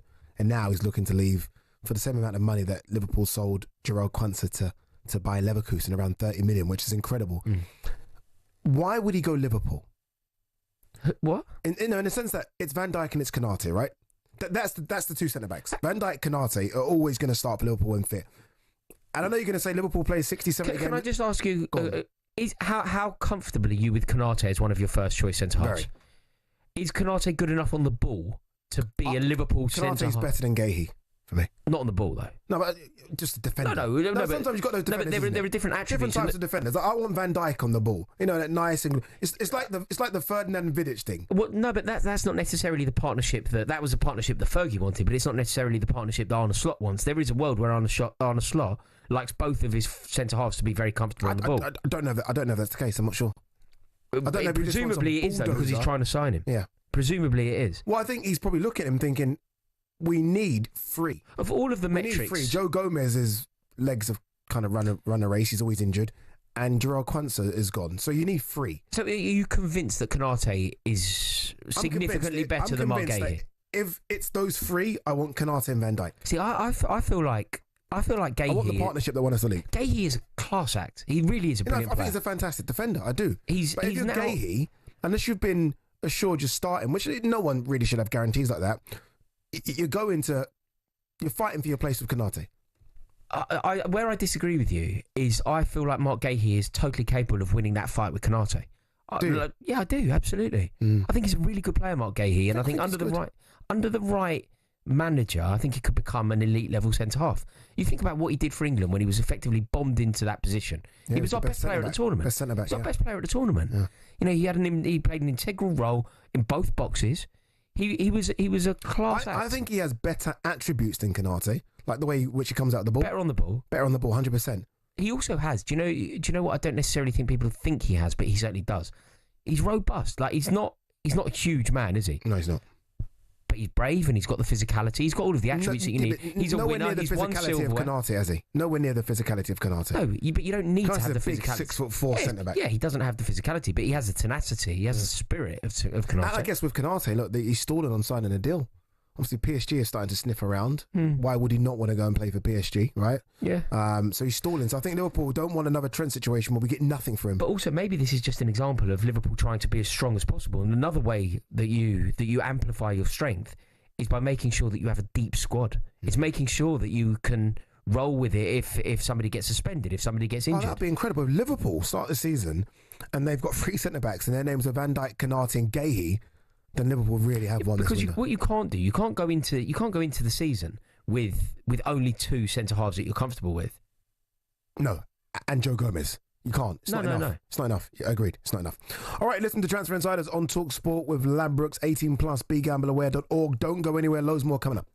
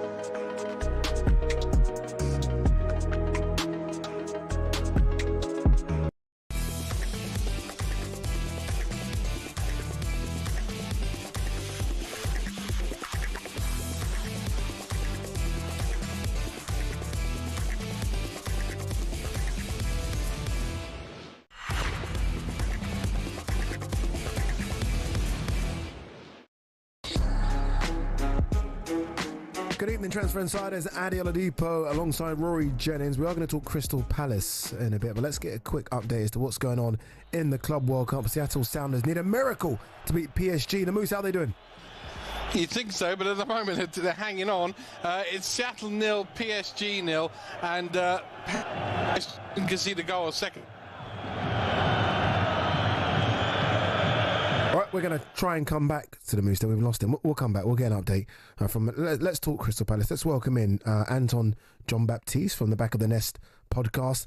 Anton, appreciate you coming on. You probably heard me and Rory there going back and forth about Mark Gahey. I don't know what his situation is. Looks like he's going to try and run down his contract, which I'll be honest with you, I'm not happy with, because I like Crystal Palace. I have a bit of a soft spot because I think if they keep their team intact and add a couple of players, I think they could really break into that top 10 and do really good under Oliver Glasgow, who's clearly one of the best managers in the league. What are you making on this Mark Gahey to Liverpool situation? You must be slightly disappointed. Disappointed, yes, but I think we have to be realistic, and if the money's right, then I would let him go with my blessing, to be fair. For us, especially a club of our size and our history, it's got to be said he will go down as one of, if not the best captain we've ever had. He's the first one to lift silverware. In all fairness, we got quite a bargain out of him in terms of what we picked him up from Chelsea. He had a really good season on loan at Swansea before he came to us. In all fairness, in an ideal world, or in my ideal world, he would stay. But I just think that wherever he decides to go, he needs to be a starter. He needs to be playing week in, week out. He's achieved amazing things with the club. He's gone on to do great things with England. He's probably England's, if not one of England's, best centre-backs right now in terms of the selection options. So you can't send him to somewhere where he's going to be sitting on the bench, or, you're going to have a week or two where he's just going to be, not starting and not playing games. We can't, for me personally, from a fan point of view, I can't lose in this situation because we are linked with potential other centre-backs around Europe. And if he stays, that would be amazing. Obviously, we lose him on a free potentially next summer. However, if we do sell him, we sell him for a very good profit. So it's a win-win situation for us Palace fans. If you said to me 2-3 months ago we were, going to win the FA Cup and then Mark Gahey leaves, it would have been gutting. But at the end of the day, it's a trophy that we've never ever seen before, and no one's going to be able to take, what he's done for us, from the club. So with either that way, in mind, he leaves with my blessing. With that in mind, Anton, I don't know if you could hear the conversation that Addy and I were just having, but we were debating whether Mark Gahey should go to Liverpool and how he would end up featuring for them if he did make that move. I was arguing that I believe he's totally ready for a challenge of that magnitude, and he's capable of displacing Ibrahima Konate from the side. Do you think that's too lavish in terms of praise, or do you think that he would be behind Konate in the pecking order significantly? No, for sure. I think he starts ahead of Konate, 100%. I wouldn't. For me personally, that's not debatable. Liverpool are spending quite a substantial amount of money, so Well, when you say substantial, how much have you heard? Well, let's say, what was it? Wirtz must have cost 112, 117. They've then got. Oh no, sorry, I'm talking about. Sorry, apologies. I'm talking about on Gahey. Oh well, that's also going to be another thing. Will he go for the right price? For me personally, he's got 1 year left on his deal. It has to be to the 45-50 million pound mark. Granted, I know from a bigger club perspective, you might look at us and think, oh, well, you're only Crystal Palace, so why should we pay that? But at the end of the day, I've always had this argument, even going back to the Zaha speculation when we had him at his prime, it is, what is the player worth to us? What kind of financial difference and what kind of structure of a team are we going to have if we could sell our best assets to these, air quotes, bigger clubs? So pay the money. Yeah, it's going to be interesting to see how it plays out. Look, I think as a Liverpool fan myself and you as a Palace fan, I think we'll have the debate one day when we see each other about Konate and Mark Gahey, but I fully understand why you'd put Gahey above. He's a fantastic player. I actually think it's very damaging. And look, Crystal Palace have done so well in the transfer window, but you're not just losing one of the best centre-backs in the league. As you mentioned, you're losing your captain as well, which I think's a bigger issue. And what scares me about Palace, and look, I get it when the bigger clubs come fishing. It's difficult, right? But you don't want to lose your best players every single season. Elise last season, Gahey potentially this season. I mean, Eze's definitely, he must be thinking, he must be looking at what Elise's doing at Bayern Munich and think, 1 second, I could be doing that as well. Isn't that a worry, or is it something that you've just accepted? Because I almost feel like Palace have turned a corner now winning a trophy, that it shouldn't just be accepted that your best players leave. I'm used to it in the sense that, we've had some amazing players that come and go. But one thing I have to respect in terms of the chairman is he's always, got the best deal out for the club, or he's always done the best interests for the club. If the number's right, you just have to accept it and get used to it. We're not, your traditional top six club. We don't regularly compete in Europe. We don't, this was our first major trophy, 4 or 5 weeks ago that we've ever won. So there is a part of me that has to sort of sit there and over the years has accepted it. I think the thing is, it's always just got to be the right number and the right price. So long as that comes along, I would never envy a player. And that, with a player like Gahey or Elise, as you can see, I heard you guys mention about the World Club Cup as well. They've gone, Elise's gone on to do some fantastic things. And they're talking about him being, I used to watch this guy at Selhurst Park, every other week, turning up against teams. So he's gone on and done amazing things. And we always knew he was going to be a world beater. It's going to be the same thing with Gahey. It could potentially be the same thing with Eze. But remember, at the same time, one thing you've got to look at with Crystal Palace now is we are slowly progressing, and we are, we've had our years in the Premier League now. We've got our first major trophy. Fingers crossed, everything goes smoothly. We're looking at our first campaign in Europe. Why can't we progress ourselves as a club? Do you know what, Anton? It's interesting that you say that, because moments ago you said that Gahey could go down as certainly one of your best ever captains, if not your best ever captain. You then think about what you just said in terms of like being an established Premier League team. I think you've been in the Premier League now for 11 consecutive years. There is no real jeopardy about you dropping out of the top flight. I think Adam Wharton is a jewel in the crown. I think that you've got. Is this the best ever period for Crystal Palace fans? Is this as good as it's ever been? Do you feel like this is your best team? When I was young, people used to talk about Wright and Bright, but I feel like this actually matches that, doesn't it? What you got to understand is when Wright and Bright were around, I was a mere boy. So I think if we're talking about player for player and the value of the players that we've got in the team and what they're going on to achieve, they're now looking, all of our players, or most of our starting 11 are in international teams now. A lot of our players are getting noticed and watched by the bigger teams and the bigger clubs. And we are pulling these players from bargain signings. We don't spend 50, 60, 70 million pounds on these guys. Like, we buy them for 2 million pounds from a club in Belgium, or we find this kid for 2 to 5 million pounds in the Championship or League One. Oh, the price has gone up now, Anton. The price has gone up now. Yeah. Your FA Cup winners. You ain't finding those bargains anymore.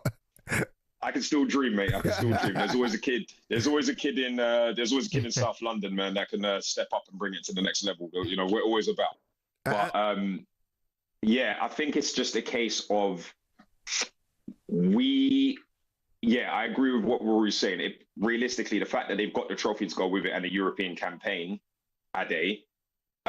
we will be, I think it is going to be, or will be going down as one of the best, if not one of the top Palace sides we've ever had. It's got to be said.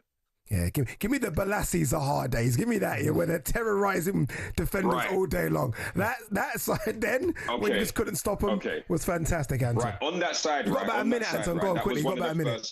Quickly, on that side, that was one of the first seasons I had a proper season ticket, and that was on the year we got promoted. All I remember was we would win the ball defensively, we would spray it over to Balassi and Zaha, and you knew it was a long day for whatever fullback they were against. We tore up the Championship with them two. You can't beat it. You can't beat it, honestly. Anton, appreciate it going on, my man. Appreciate it. Thank you very much. Anton John Baptiste there from the Back of the Nest podcast. All right, we tried to get an update from the Moose watching Seattle Sounders versus PSG. Let's try again. It made me feel old there. I remember the Palace team of the 80s. Anyway, yes, we played 28 minutes. Seattle 0, PSG 0. Best chance for PSG. Doué's shot tipped over brilliantly by Stephen Fry. 12 years he's been at Seattle. This was a really good save, though. And at the other end, Donnarumma went walkabout in the edge of his own penalty area, gave the ball away. Ferreira, who's only scored 1 in 22 games, showed why, because with the goal gaping, he fired it over the top of the crossbar. 29 gone in Seattle. It's Seattle 0, PSG 0. We spoke about Liverpool. We spoke about sort of Crystal Palace, right? All doing well. We're going to speak about United next, and that's we should have music like Yeah. Joe Smith from the Stretford Paddock's going to join us.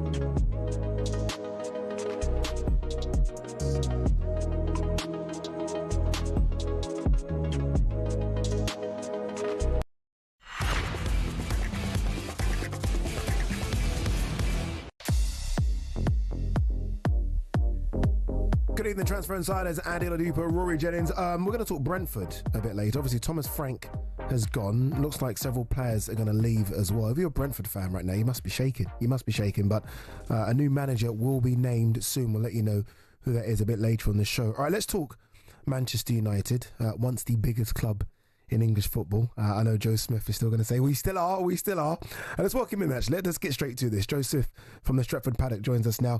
Joe, what's going on? I don't even know where to start. Do we start with Garnacho wearing an Aston Villa shirt? The cheeky so-and-so. Honestly, the cheeky so-and-so. Unbelievable. Oh, man. I don't even support the club, and I'd shake him. I'd like, what are you doing? Even I hate how disrespectful it is. It's got nothing to do with it. Let's start on a positive before we get angry. Brian Mbeumo looks like he's going to come to the club. He clearly wants to join Manchester United, not Spurs. This is a big positive, isn't it? Especially when you look at what you had sort of going forward last season. The fact that you can now say it could be Mbeumo and Cunha alongside what you've still got, that's a good thing, Joe. Yeah, massively. United had one of the worst attacks in the league last season, not just in print, in output and in reality, but in paper as well. We could say that at the start of the year, we spoke so much on our channel about how poor United's attack was, the potential for numbers in that attack, even at their best. Especially once Marcus Rashford had left, we always knew that getting goals was just going to be almost impossible. And then immediately you rectify that by bringing Matheus Cunha, and now it looks like Brian Mbeumo, who I think between them got somewhere approaching 50 Premier League goals and assists last season.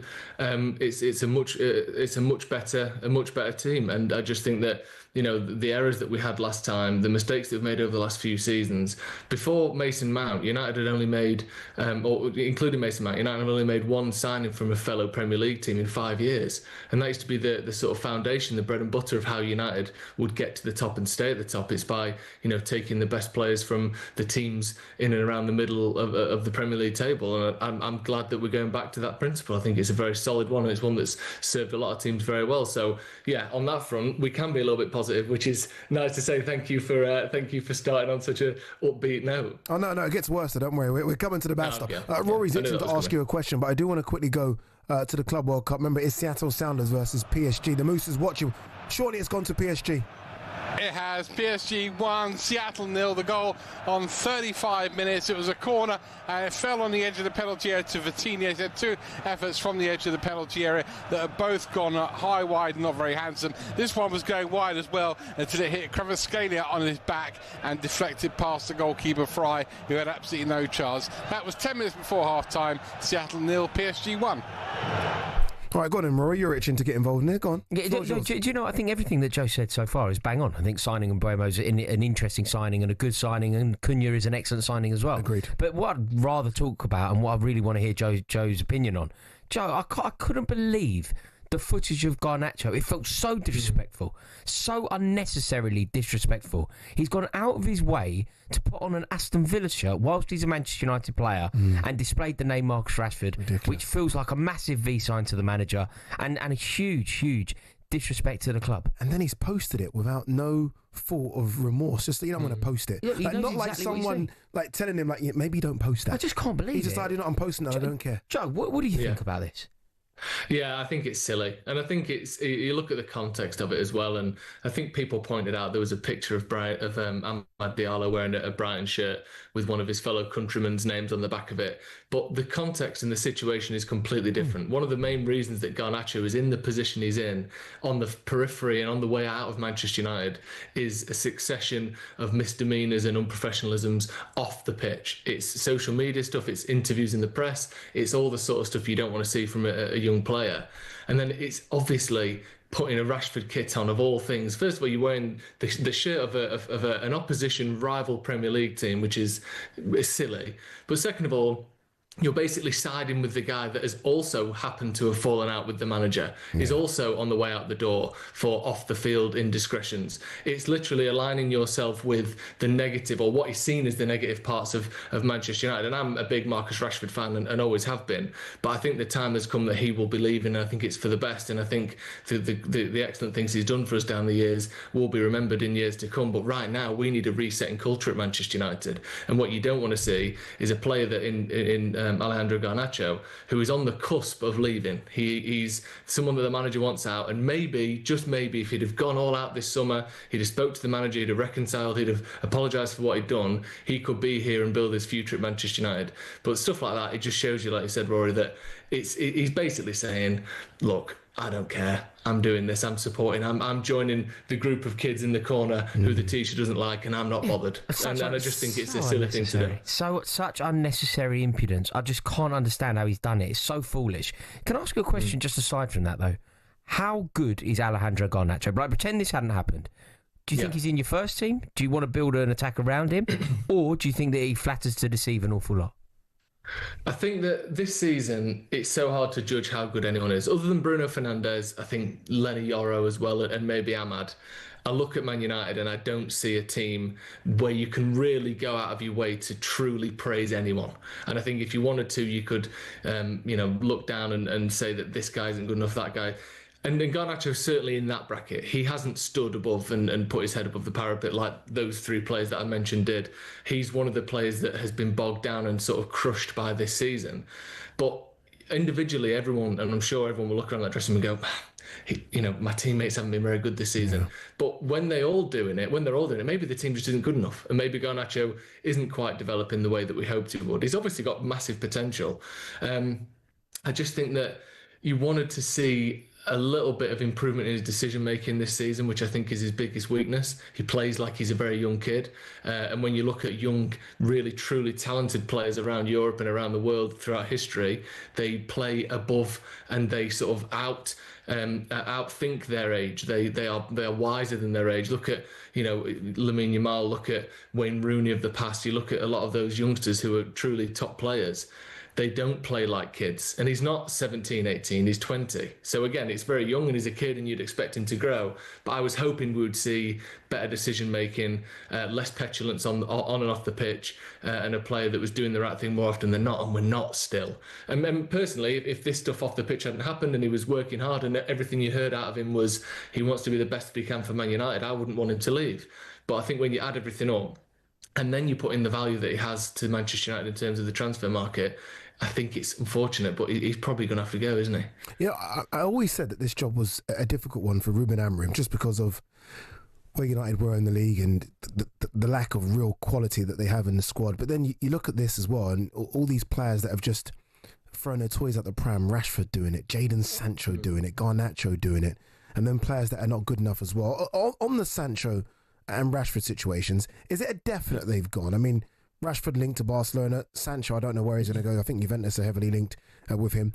They all just have to leave, don't they? There is no sort of comeback story here where they do make it up with Ruben. Is it a case of it's all been done now? I can't say. I mean, let's be honest. Jadon Sancho hasn't worked since he arrived. We've had, if you include interims, 5 managers try it with Jadon Sancho, with Solskjaer and Ragnick and Ten Hag and Van Nistelrooy and Amorim, and not one of them has got a tune out of Jadon Sancho. Rashford's a different case because he, like I said before, he's scored over 100 goals for the club. I think he's played 400 games. There's reason to want that to work still. I don't think it will. I think it's gone too far. And, we saw with Ten Hag, he came in and he made an example of Cristiano Ronaldo, didn't he? He had to sort of assert his control of the dressing room, and Ronaldo was, a willing, let's be honest, participant in that. I think with Rashford, it's almost a similar thing. You have to sometimes show that you're in control, that a big name, big money player isn't too big for you, isn't going to sort of walk all over you. I think Rashford will go on that front. The Sancho one's, like I said, is different because there's no reason for him to be here already. He's already had 2 loans out of Manchester United last season and this season. He's already had a spell where he was training off by himself in the Netherlands for months on end because Ten Hag couldn't get a tune out of him, in training and on the pitch. And we hear a lot of reports about him unwilling to take pay cuts. And I think that to a certain extent you can understand that because, I'm sure if any one of us was offered a dramatic pay cut in our lives, we probably wouldn't be too keen on it. But I think football isn't like most jobs. Football, there's an air of stature and of legacy that comes with very, very few jobs in life. You can be a legend that is talked about across millions and millions of fans, and part of that is by being the best you can on the pitch. And also, he's only got 1 year left at Man United. So even if he wasn't going to I don't want to take a pay cut, what's he going to do? Sit in the dressing room for a year? If he had 4 years left on his deal, I'd get it. But it's only 1 year left anyway. I just think you need to see a bit of something out of Jadon Sancho. If he's ever going to be close to the player that we thought he might, he needs to be playing regular football for a team and a set of fans that actually love him. And at the minute, he's nowhere near that. Joe, I've got some terrible news for both you and I. There is some fairly serious speculation that there's going to be a potential swap deal involving Christopher Nkunku going from Chelsea to Manchester United and Alejandro Garnacho going from Manchester United to Chelsea. Who's the biggest loser here? Yeah, I did see this, and obviously, with you being a big Chelsea fan, you know a lot about Christopher Nkunku. I mean, I personally think, at least in Garnacho, you're getting a player that has a lot of potential. He isn't injury prone. He is someone that can play. I think he played 50 games for us last season. There's a player in there. Christopher Nkunku, I think. I mean, ever since he joined Chelsea, it's been bits here and there, a couple of goals in the cup, can't stay fit. Why? I don't get why United would want him. I can't see anything in it. I really can't see anything in it for you. And whilst I sort of do agree that Alejandro Garnacho on the pitch could be a better prospect, Garnacho in London. I just think that his conduct off the pitch, like the provocative behaviour time and time again, like you have to, you're signing the man as well as a footballer, and I just don't want Garnacho anywhere near Stamford Bridge. Yeah. Before we let you go, Joe, in all honesty, look, compared to where you finished last season and the thoughts and prospects of this season, what's the dream, like realistic dream, considering, I mean, it's difficult, right? You look at your goalkeeper situation, your midfield, your forward line. What's the dream here? What, for next season or for transfers? No, for next season. For next season. Yeah, I think obviously I'm going to say challenging and winning a trophy. I think that's, we've won 3 trophies in the last 3 years. So I'm going to say that we should be challenging for trophies. But I think it's got to be back in those European places. Yeah. I think with, like I said, the goals that we're putting in up front, if Mbeumo does work out, and the Nkunku links worry me a little bit, because how many number 10s do we need here? I know he can play up front as well, but that would worry me as an alternative to Mbeumo. But I think back in those European places, challenging in the top half, back in the, wherever it may be. Typically, between sort of 10th and 5th is never that many points, is it? Especially now there's the European places on the line, basically all the way down. It tends to sort of cluster and congregate around there. So just be in that conversation for now. Show some good football. Start scoring some goals again. It's been embarrassing. Even under Solskjaer, under Ten Hag, and we had some, we finished 3rd one season. We scored 58 goals that year. United out-pointed their goals more than any other team. Usually you get one point for every goal you score in the Premier League. That's a kind of rough number. We've been desperately low on goals. And that's when you grow up watching Man United, you expect to see a bit of that. And yeah, let's get back to scoring goals week in, week out, and challenging again for those European places. But yeah, let's get the deals done over the line before we start kind of worrying about European spots. We need to get in the top half first. Certainly do. Joe, appreciate it, my man. Joe. Thank you very much. Joe Smith there from the Stratford Paddock. I really want to hear from United fans. Loads going on at the club right now. Mbeumo potentially coming. Garnacho just doing Garnacho things. Rashford likely to go to Barcelona. We are hearing Sancho to maybe Juventus. Again, get in touch. 03717 223344. The phone lines are open right now. All right. Half-time in the Club World Cup. Come on, Connor. Type. You can type quicker, can't you, Connor? What's the score? Let's go to the Moose for half-time. Seattle 0, PSG 1. The goal coming 10 minutes before half-time was definitely an example which we've all seen. You've seen it, Addy. You've seen it, Rory. Everybody listening to this has seen it, where we've just urged our team, for goodness sake, have a shot, because anything could happen. Corner cleared to the edge of the area. Vitinha, for all his skill and artistry, had a shot that was going 2 yards wide until it hit Kvaratskhelia on his back. He had no idea what was going on, but it diverted past Stephen Fry in the Seattle goal. Fry had earlier made 2 good saves from Doué, one tipping shot over the top of the crossbar, the other diving to his left-hand side. The best chance for Seattle wasted by Ferreira after Donnarumma gave the ball away just on the edge of his own penalty area, but Ferreira couldn't take advantage and fired over. The goal, well, that's all down to, if you have a shot, you never know what might happen in football. At the break is Seattle 0, PSG 1. There you go, right? You got to buy a ticket to win the lottery. All right, when we come back, we are going to take your calls. Again, we want to hear from Manchester United fans about what's going on with your club at the moment. Loads of upheaval, but potentially a couple of new signings as well. 03717 223344.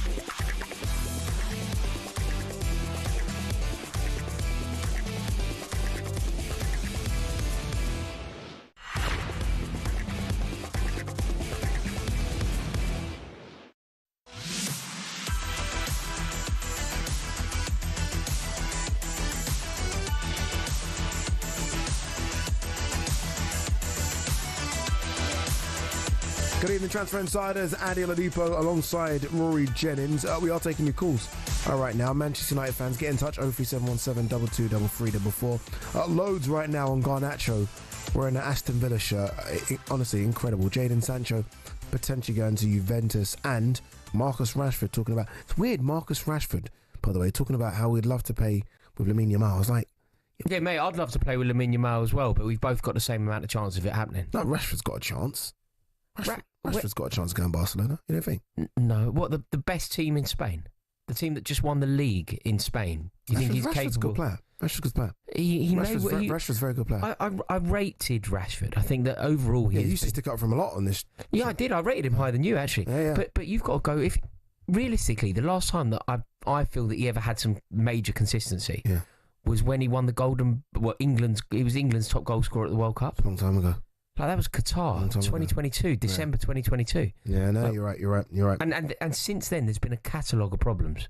Mm. You know, what about this little good run at Villa? No, is he not put himself back in the market for a big club, or no? Potentially, but not Barcelona. Yeah, like, I wonder why the Villa thing's gone quiet. Like him sort of staying at Villa, or returning to Villa, has just gone completely. I wonder if it's just wages. I think people are very generous to Marcus Rashford and quite how good he is. Like, he's just a lot of players. Yeah. Sancho is the most generous. All right, let's go to the phone lines. Naz, Manchester United fan, has got in touch. Naz, what do you make of what's going on at your club? I mean, look, potentially a couple of new players coming in. Cunha, we know, is coming, and Burmo looks like he's going to make his way as well. But he's still got to get rid of a lot of dead wood at the club. 100% agree, guys. Goycrez, if Amarin has got any pull, Goycrez should come to United, if whatever money we're going to spend. But my question to you guys is, I was listening to Piers Morgan earlier today, and I know he's a huge fan and he's mates with Ronaldo. His statement was, if Arsenal had bought Ronaldo, they'd have won the Premier League. And the chances they create and the chances he would have finished. I'll tell you the other way, if Ronaldo had stayed, we wouldn't be where we are today with the lowest goals scored, minus goal differences. So for me, it's not always the player that's at fault, it's the managers and the appointments that we make. It's interesting, the Ronaldo one, because I will say about Ronaldo. The attitude of some of the young players, he would not have accepted. No, I think you need, you know, and it was weird at Manchester United. It should have been a major red flag as well. Do you remember when he went into Manchester United and he said that the younger players weren't really giving him the respect that he deserves, and everybody was of the opinion, really, that made him sound quite conceited, quite arrogant. Yeah. With hindsight, he's right. Remember when he even said about the club being the same in terms of the training facilities as when he left? Yeah. Never mind, he's gone Real Madrid, Juventus, and he's looked at those two clubs and he's gone back to Old Trafford and he's like, how is it exactly the same as when I left? Also, you have to remember that season when he went back to Manchester United, he didn't stop scoring goals. Yeah. He scored a hat-trick against Tottenham. 24. He scored loads of goals for them in the Champions League. Loads of goals for them in the Champions League. Do you think Piers Morgan's right? Do you think if Arsenal had signed Cristiano Ronaldo at the time that he went to Old Trafford? Yeah. When he went back? Do you think they would have won a league by now? Yeah, maybe. I mean, potentially. I mean, he's got that experience. Ronaldo's just a goal scorer. Obviously, we're not talking Ronaldo now, or approaching 40. We're talking Ronaldo then. And do you know what else I think Ronaldo's excellent for? You know, the tide rises when he lands. Yeah. Like he demands the best from everyone. He demands excellence from those around him. And yeah, I think there is something in it. I think there is something in having a player of his quality. And is Naz still there? Naz, you still there? Naz, what do you do with the rest of the dead wood at the club, though? I mean, again, let me just go through it, and you can say if you would have these players still at the club. Let's have a little bit of a game here. Would you keep Rashford? Yes. Okay, Rashford, yes. Garnacho? No. Okay, interesting. Sancho? Obvious one, yeah. No. Okay, I think it's going to be more no's than yes here. Onana? No. Mason Mount? No. Casemiro? Yes. Oh. Ugarte? Yes. Luke Shaw? No. It's an abundance of no's, isn't it? You know what I like with Naz, yeah? I love it. It's just clean cut, isn't it? Very clean. Not maybe. Yeah. It's just, no. I love it. Hoyland? No, definitely not. Xerxes? No. Wow. Yeah, that means you need a lot. What are you hoping for next season then? What's the best case scenario? Very simple here. I want them to do two things. I want them to put a team together, and I want them to actually all play the way that the manager wants to play. And more importantly, I think the whole situation needs to be supported for the manager, that they get the right players, and more importantly, that they get everybody on board on the same page, because all these difficulties they have are not going to help the case. What about the manager? How do you feel about the manager? Wouldn't be my first choice because, well, firstly, he came in halfway through the season, but more importantly, he came into a sort of broken team. So under the circumstances, he was always on to a loser. But if he's got anything about him, and in Sporting Lisbon, it's not a bad team. So for me, give him a go, see how it goes. But I want us to be in the top 5 next season. Well, it's a big jump, isn't it, from where you finished? But you never know, Naz. Appreciate the call. Thank you very, very much. It's funny hearing him say, no. Yeah. No. Yeah. There was no emotion attached, was there? No. That's the thing, right? Just blatantly knows. Yeah. And because, look, he must know, right? He must know. All right, when we come back, we are going to talk Brentford. I've teased it for a while. Brentford look like they're going to appoint Keith Andrews as their new manager. We're going to discuss it when we come back.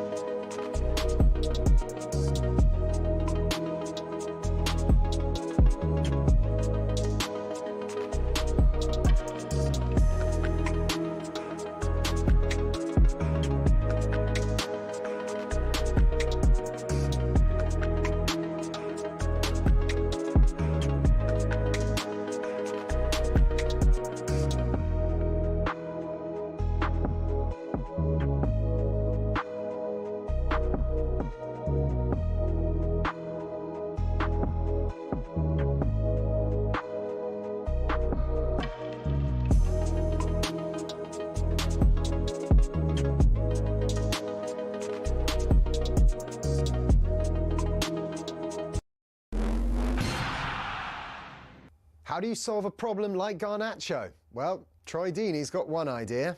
If I was Fernandez, I'd wait till he come back and first day I'd just smash him. I would. I genuinely would. I'm not even trying to make headlines. I'd smash him. I'd just be like, this is Man United. Like, who do you think you are? You little dope. Simon Jordan has, should we say, a more tactile approach. Players don't like getting fined, especially if it's weeks and weeks. Would you fine Garnacho for this? As an owner, yeah, I probably would, yeah. Crystal Palace's European adventure should be a go after John Textor agreed to sell his shares to New York Jets owner Woody Johnson. The deal, believed to be worth around £190 million, is now going through Premier League approval. Jordan reckons it was a cut price. He made an offer for the club, the whole club, for a lot more than that was worth. And from his point of view, I think he has some rancour there. But notwithstanding that, he's going to sell his shareholding, and Palace then will remove any doubt. I actually think they would have found their way through it either way. Lions and England's second row Ollie Chesham says whoever they face in any of the Australia Tour's provincial warm-up games will be bang up for the contest. I'm sure for the Western Force lads and all the teams that we face in the future to be part of a team that potentially beats the Lions is going to be a massive thing for them. So we expect to face the best of everyone, but then we expect to put the best of ourselves out there. And if I get the opportunity this weekend, then I'm like everyone in this camp. They're chomping at the bit to put on the shirt and play for the Lions, and hopefully, who knows. It's after Wallabies coach Joe Schmidt has warned he won't release players from his squad for those games. And one of Celtic's Lisbon Lions, John Clark, has died at the age of 84. Martin O'Neill managed the Hoops, and Clark was his kit man. Just say at the end of the game, I was always like the last one to leave the dressing room. And I would be sitting down having a conversation with John Clark, just running through the game. I had the utmost regard for him, as a judge of football as well too, and as a player in the Lisbon Lions. He was a really, really great man. All the latest is at talksport.com.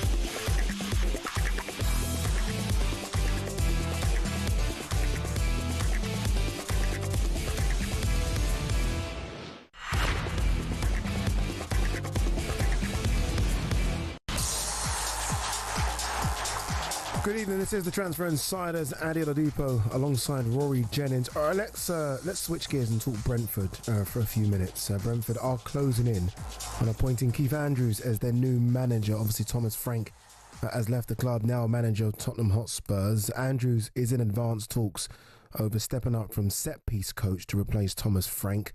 Fellow former Republic of Ireland international Damien Duff is one option to join his backroom staff after quitting as Shelbourne boss. When you hear that initially, what's your first thoughts on that?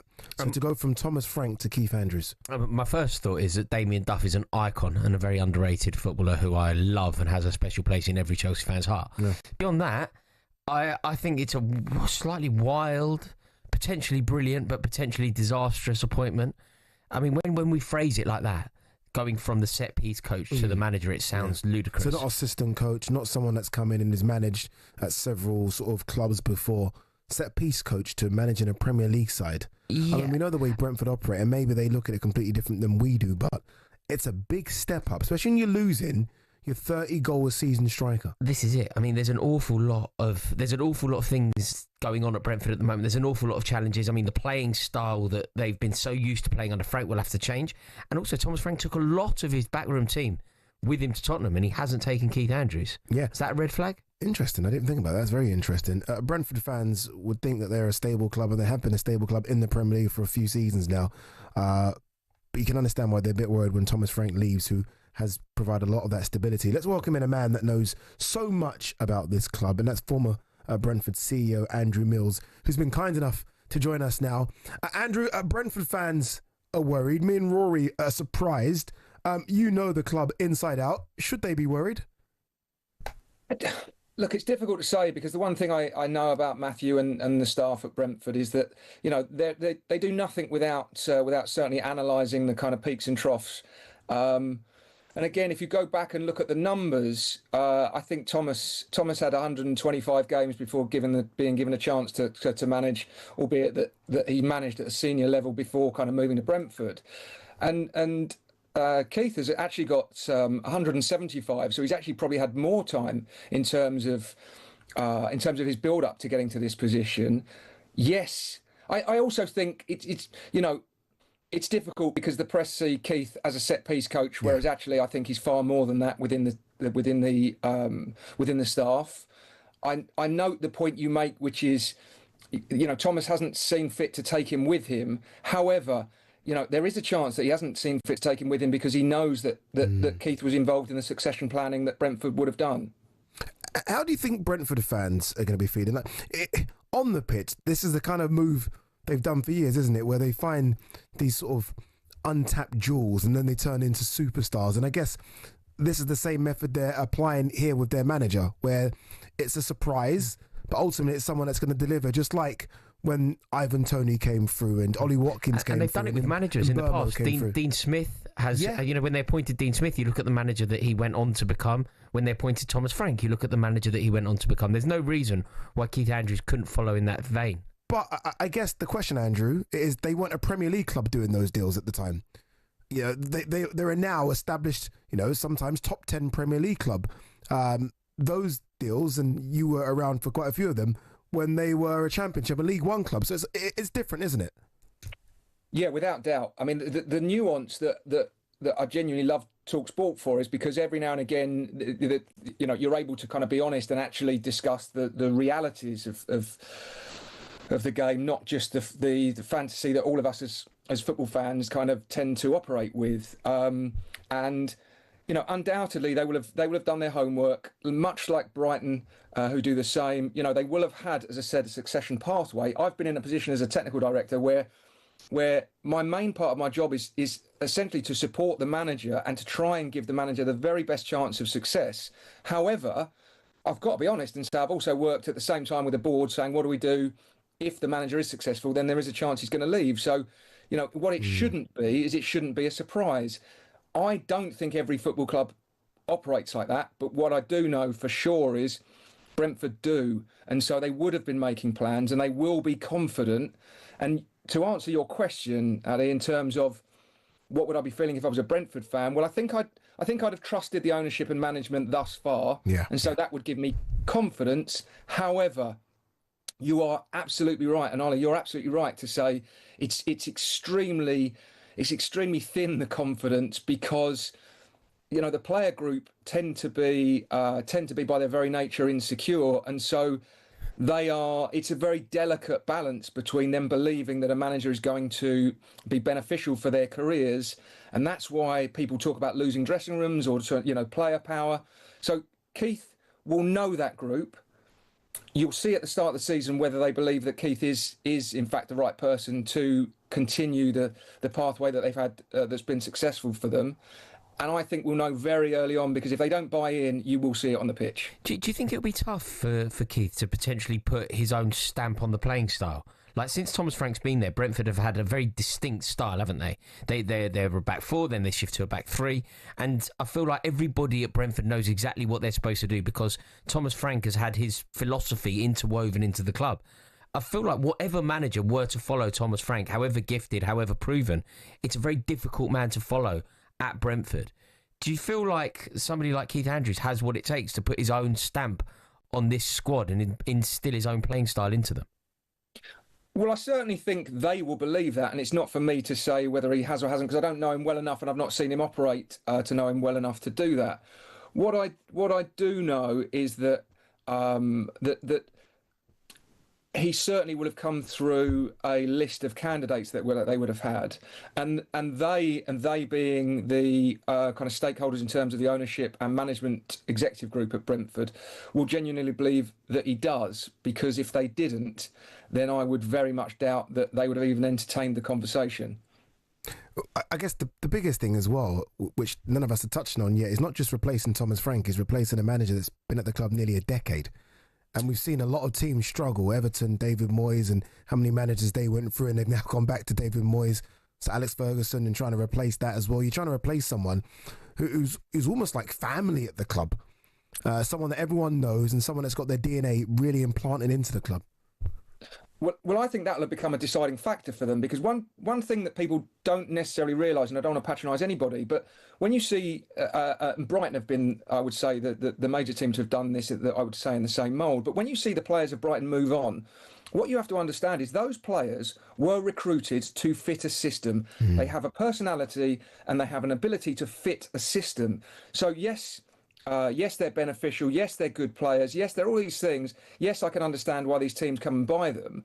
But the reality is, if they don't play and they aren't bought to play within the same system, that's when essentially they'll fail. Can the same thing be applied, though, to a manager? I mean, again, Brighton and Brentford have worked so wonderfully well because, you almost, as you say, it's players that are being bought for a system. Can managers be bought, if you like, quote unquote, to a system as well? Well, and that's my point about whether I think they believe that Keith understands the system and he understands the group, the player group, and what they've been brought in to do. And so then what they actually see is they just see it as being a succession, that he will be able to continue exactly what Thomas Frank was doing. And that's what I would... It's only an assumption, but that's what I would assume. And if they did do that, then there is some intelligence behind that. Be interesting to see if they decide to maybe splash the cash a little bit. They've obviously signed Kelleher already. Obviously, he's come in to replace Flecken. It's a fantastic signing, that, isn't it? It's a good signing, really absolutely. Signing, yeah. Premier League proven signing, which is exactly what they should be doing. But do you feel like they'll give Andrew some of a transfer kitty? Do you think that he needs that in order to guarantee survival? Look, again, the one thing I know, having been in that position as a Premier League football club, is the Premier League doesn't stand still. So having the same budget that you had last year, this year, is actually a reduction in your budget, as mad as that sounds, because the big teams keep adding, and they keep adding not just now tens of millions, they're adding hundreds of millions. So the race to try and keep up is it's immense, and it's extremely pressurised. So I'd be very surprised, Ollie, if they don't. What that will be, and again, I see no reason. I don't see that Thomas left because there was any kind of issue. I don't see that he left because he wasn't being given or backed or whatever else. So I don't see any reason why they wouldn't do that with Keith. And the truth is, Brentford don't operate like most normal clubs, where it's not just the manager's pick. It is there are a number of players that will be provided to the manager that fit the style that he's trying to play within for that position, and he'll then be given essentially the final veto on picking one of those players. So the reality is, if the manager changes, those players and the player group remains the same, because you're not reliant on a manager coming in and saying, well, I know this group or I know this player, so I want him to come and play for me. You've already got a well-trodden path as far as their recruitment department is, and they will have been working on those players, whether it was Thomas, Keith, or another in the position. Final one, Andrew. Myself and Rory have always felt like Brentford have overachieved during their time in the Premier League, just because of the wages they're able to pay players. It's a lot less than teams that are below them, if I'm honest with you. But I felt in the last couple of seasons that there was a European potential run in the club. I really felt that maybe Thomas had built a squad that could maybe challenge for those top 7, top 8 places. Is it a case now they have to look backwards again or look behind them and just get to that 40-point mark? I mean, are we still thinking of Brentford as a team that every season survival is the most important thing? Or are we still now thinking Brentford potentially could run and get into one of those European spots? Well, Brentford are in that really difficult spot. So you have the second season syndrome before we had the 3 that come up going back down that we have the last couple of years. You normally find that most clubs that came up would struggle in their second year. I now think there's a lot more comfort. So I think 5 to 10 years in the Premier League, I think the danger is that there's a complacency that sets in and you don't keep trying to push. What I think is interesting with what Brentford will be doing is, because it's dangerous. I mean, I was at Charlton when we finished 5th, and then 2 years later we're relegated, because essentially our mindset changed, and we were wrong to do that. We forgot, certainly, and I was part of it, we forgot where we were and we forgot what we should try and achieve. We then became enticed by what we could possibly go on and push for. So I think that Thomas will have possibly thought, okay, I've probably done what I can with Brentford. Yes, if we have a good campaign, there's a chance we can push for European football, but how will we survive, and what difference will that make to our player group and going into the next year? So I think that by changing the manager, they've actually been given possibly a little bit of a honeymoon period if Keith can sustain the success within the Premier League, to say, okay, let's solidify our position. Let's prove again we are the club that we've been in the last, however long since we've been promoted. And actually, once we're confident that Keith has the momentum with that squad, let's try and add some real quality to it. But again, I know that Matthew's team and the executive group at Brentford will have a list of players longer than we can imagine that will come in and do a job for them. It's whether they can actually buy. And as I think all three of us agree, Kelleher's a great move. Yeah. And that shows that they're not where they were as far as a club when they're into the transfer market. They're attractive. And why are they attractive? Because they're at that middle row where players can jump off and actually go now to top teams around Europe if they get it right and if they play right at Brentford. What an interesting time for Brentford Football Club. Andrew Mills, appreciate you coming on, former Brentford CEO. Interesting, isn't it, to see what happens? Yeah. Because, I mean, it's not just in Burma, obviously Thomas Frank as well. There's a lot of talk about Johan Visser leaving. And I wonder if there are a lot of their star players will think, okay, the manager's gone, I'm going. But this demonstrates the brilliance of Thomas Frank, doesn't it? Because there's never been any jeopardy around Brentford. We've always seen them as remaining a Premier League team. Nobody's really thought that they would go down. Whereas all of a sudden, as soon as you take Thomas Frank out of the equation, everything is up for grabs now. Yeah, it's not all It'll be very fascinating to see how it goes. Indeed. All right, you're listening to Transfer Insiders on talkSPORT with Ladbrokes, 18+, begambleaware.org.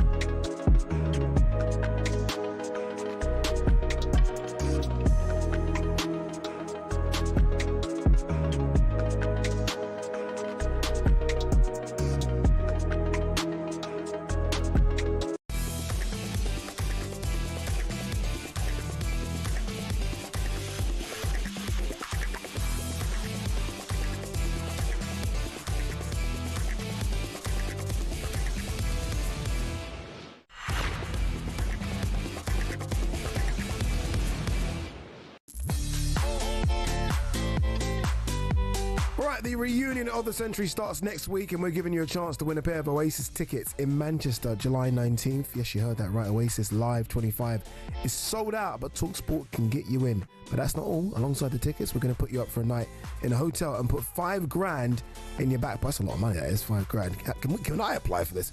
Completely tax-free. Listen up right now for everything you need to know and how to enter.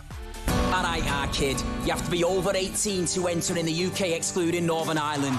For a chance to win a pair of tickets to the most electrifying rock and roll reunion of the century, a hotel stay and £5,000 spending money, all you got to do is text the word Oasis to 83338 by Monday the 7th of July at 11 p.m. and you'll be entered into the draw to go supersonic this summer. Sorted.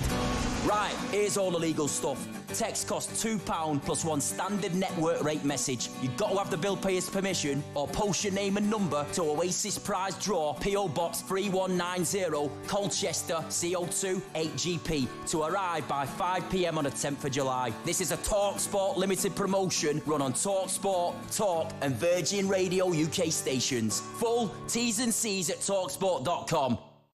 There you go. Are you going to go? Are you going? I think, didn't you try and get the London one? I wanted to do Cardiff. I wanted to do the first one. And what happened? Well, I still might go over there. I haven't got a ticket. So But what do you mean you might go? It's sold out. yeah, but you get a ticket if you go. Okay, Mr. Jennings, you can just get a ticket, can you, I from think someone? anybody will get a ticket. People bought these tickets a year ago. Things change. Plans change. They do. There's They do always change. one floating about. All right, the time we checked in with Moose, it was PSG 1, Seattle Sounders 0. Moose, still the same? Yeah, we've just gone past the hour mark. The goal scorer, Kvaratskhelia, is coming off. Still Seattle 0, PSG 1. João Neves also coming off. He's had a really good chance in the last 5 minutes. Beautiful ball in, right-hand side. Curl and pace from Hakimi. 6 yards out, João Neves. Really should have scored, actually, but put it wide. And before that, Kvaratskhelia involved with Desiree Doué. Doué maybe should have taken it first time. Who am I to tell him how to play football, though? He did actually take a touch, and his shot in the end was blocked. Kvaratskelia's fluky first half goal still separates these two. The other match, by the way, still Botafogo 0, Atletico Madrid 0. So as things stand, Paris Saint-Germain and Botafogo are going through to the last 16. We've got 63 on the clock, Seattle 0, PSG 1. By the way, I think Kvaratskhelia is incredible. Amazing player. I think he's just He's an amazing footballer. He is, beautiful to watch. Yeah, has it all. Has it all. I love that kind of style watching the best as well. player in the world. Like, I just he's love got that kind of style. It's exactly what you want, isn't it, from footballers? Artistry, like bravery, to dribble and try and beat a man, and to drop a shoulder, and that's what Thingy was like, wasn't he? Kinkladze.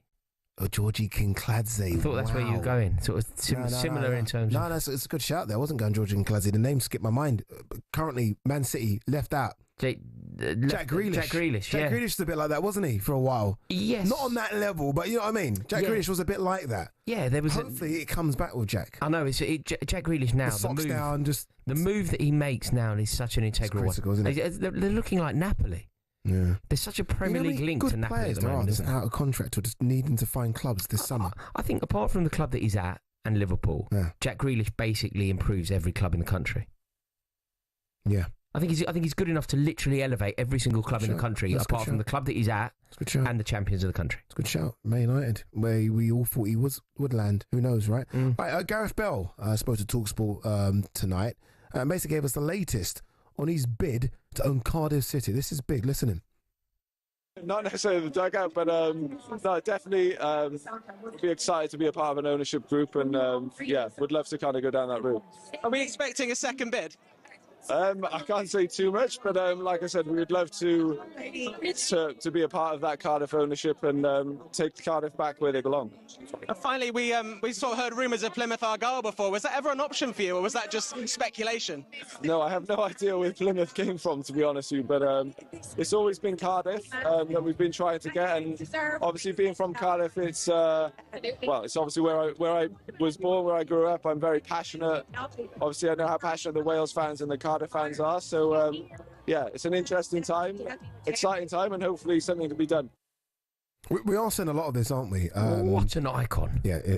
What an icon! You know, when you're just listening to him talk, when you're listening to him talk, when you see the stature, the way he carries himself, the greatest British player, greatest British export. Oh yeah, export. Who are you going to say the greatest British player of all time? He's not that. Where does he rank? Don't know. I mean, in terms of export, you can't just put me on a spot like that. Nobody's gone abroad and done what he's done. No British player has gone abroad. Like, we've had lots of success stories.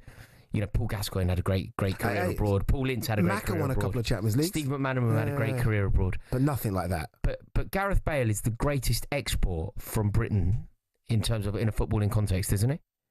Like, I don't think anybody comes close. Champions League final, bicycle kicks in Champions League finals. Ridiculous. Honestly, it's probably the greatest Champions League. And he had injuries at Real Madrid as well. But have you ever seen a better Champions League goal than his bicycle kick? Champions League final against Liverpool. Zidane by Leverkusen. Nah, Bale's was better. You're having a laugh. Bale's was better. I don't like arguing with you like this, but Zidane's way standing watching. Yeah, standing waiting. And it's on his weaker foot. He's standing waiting. On his weaker foot. Gareth, that's even harder. He's standing waiting for the ball to drop. That's not harder than having to somehow pole vault yourself a mile in the sky and do a backflip. Let's ask the Moose. Because there's been another goal at the club will go. But forget the goal for a second, the Moose. This is more important. Gareth Bale overhead kick or Zidane by Leverkusen Hampden Park. Dennis Stewart, 1976. Yes, Man City against Newcastle. Excellent. Okay, fair enough. Seattle 0, Paris Saint-Germain 2. Barcola just on the sub down the left-hand side on the break PSG, and he picked out the perfect ball, laid it across on a plate for Hakimi, steaming up on the right-hand side. He just took a touch and lashed it into the back of the net. This is game over now, and Hakimi's got the second. Seattle 0, Paris Saint-Germain 2, and I hope Dennis Stewart's listening. I loved your overhead kick, sir. He'll love that if he is listening. Very quickly on that, Gareth Bale and the Cardiff ownership. Obviously, look, if you're a Cardiff fan, listen to that. This is the dream right now. Someone who's clearly a supporter of the club, wanting to kind of be part of the investment that takes over the club, and that's what you want. Because Cardiff, let's be honest, Cardiff fans haven't been happy with the ownership for the decade. No, absolutely not. And what Gareth Bale, despite being one of the greatest footballers to have ever come from these shores, he's a Cardiff boy. Yeah. He knows what the club is supposed to represent. Like what Cardiff City are supposed to be. They're supposed to be a representation of Cardiff as a city. The jewel in the Swansea fans will disagree, but the jewel in the crown of Welsh football, the capital city of Wales. And Gareth Bale knows that. Gareth Bale knows what they're supposed to be. And I assume he will be keen to keep the club in close connection to its roots. Yeah. Keep the traditions of the club alive. Change the colour of the jersey. He certainly won't make them play in red, for example. Oh man, unbelievable that he got away with that. Absolutely unbelievable that he got away with that. I can't believe that. Yeah. Honestly, they're a proud club, Cardiff. They're a proud club with a tribal support.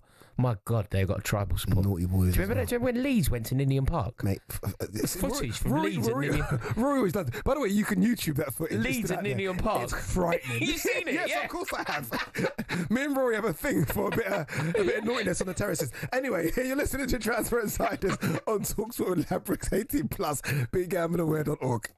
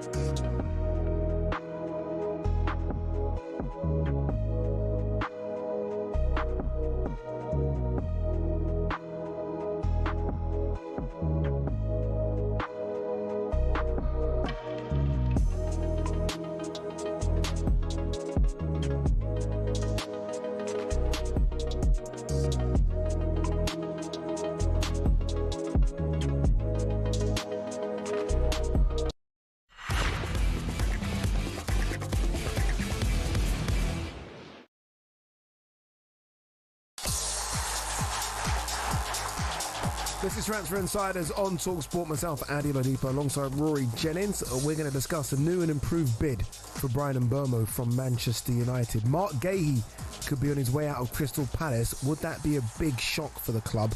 Alejandro Garnacho, honestly, what is he doing? And Brentford are closing in on their new manager. This is the Transfer Insiders.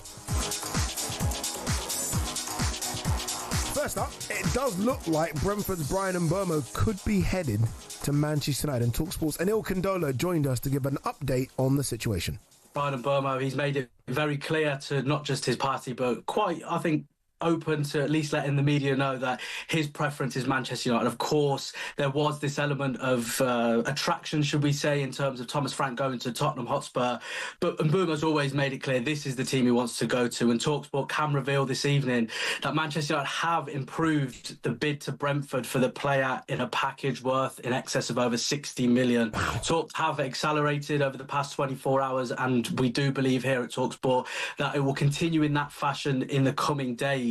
This, I think, in a way is a relief for Manchester United fans. Of course, they need an individual like this to come through the doors. 20 goals in the Premier League alone last season. He can score goals and put the ball in the back of the net, something Manchester United have really struggled with for quite a number of years now. But ultimately, I think there is an element of frustration. If a player has made it very clear that Manchester United is the destination that he wants to go, this probably should have been done by now. But look, it's all well that ends well almost, and it does seem anyway that Bryan Mbeumo has never been closer to joining Manchester United as of today. So yeah, I do expect this one to really ramp up over the next few days, and it will be close until we can say Manchester United have got their new man. Anil Condola, a bit earlier speaking to us. I can't believe that this is not even just done. Like, this shows where United are, where it's back and forth with Brentford, and I mean it like that, Brentford, to get one of their strikers when you're Manchester United. Yeah, well, it did feel like Tottenham were going to hijack the bid. Thomas Frank's move to Tottenham Hotspur felt like it could have an impact on Bryan Mbeumo's decision and going to Old Trafford, which I think is significant because as much as Manchester United are obviously a league above Tottenham when it comes to the size of the club and what the club represent and the history of the club and whatever else, they're almost not comparable. Yeah. Currently, looking at it exactly as things are, Tottenham are a Champions League team. Tottenham have just beaten Manchester United in a European final, and Tottenham was smashing Manchester United up every time they faced each other last season. Agreed, but ultimately, a lot of these players, as much as we like to think that players care about Champions League football and all that kind of stuff, they care about the wage packet. Tottenham can't compete with United when it comes to the wage packet. No. They're nowhere near it, is it? No. Nowhere near it. Yeah. But there is a problem here. There is a problem for Manchester United. If Bryan, like, what you don't want if you're Manchester United is a player who is coming to you solely for the money. Like, Manchester United have a problem in terms of, if you look around at their squad, they have such a fat squad, such a problematic squad. So many players in that squad are there for the money. They're there because they can't get the contract anywhere else. Luke Shaw will remain a Manchester United player. He will remain a Manchester United player because he won't get that contract anywhere else. Casemiro will remain a Manchester United player. Like, Ugarte will remain a Manchester United player because he will not get that contract anywhere else. And I don't think Manchester United need to be inflating their squad this way. They do need Mbeumo. I'm not suggesting they don't. I think that he's a very good signing, and signing a Premier League proven player. Good player.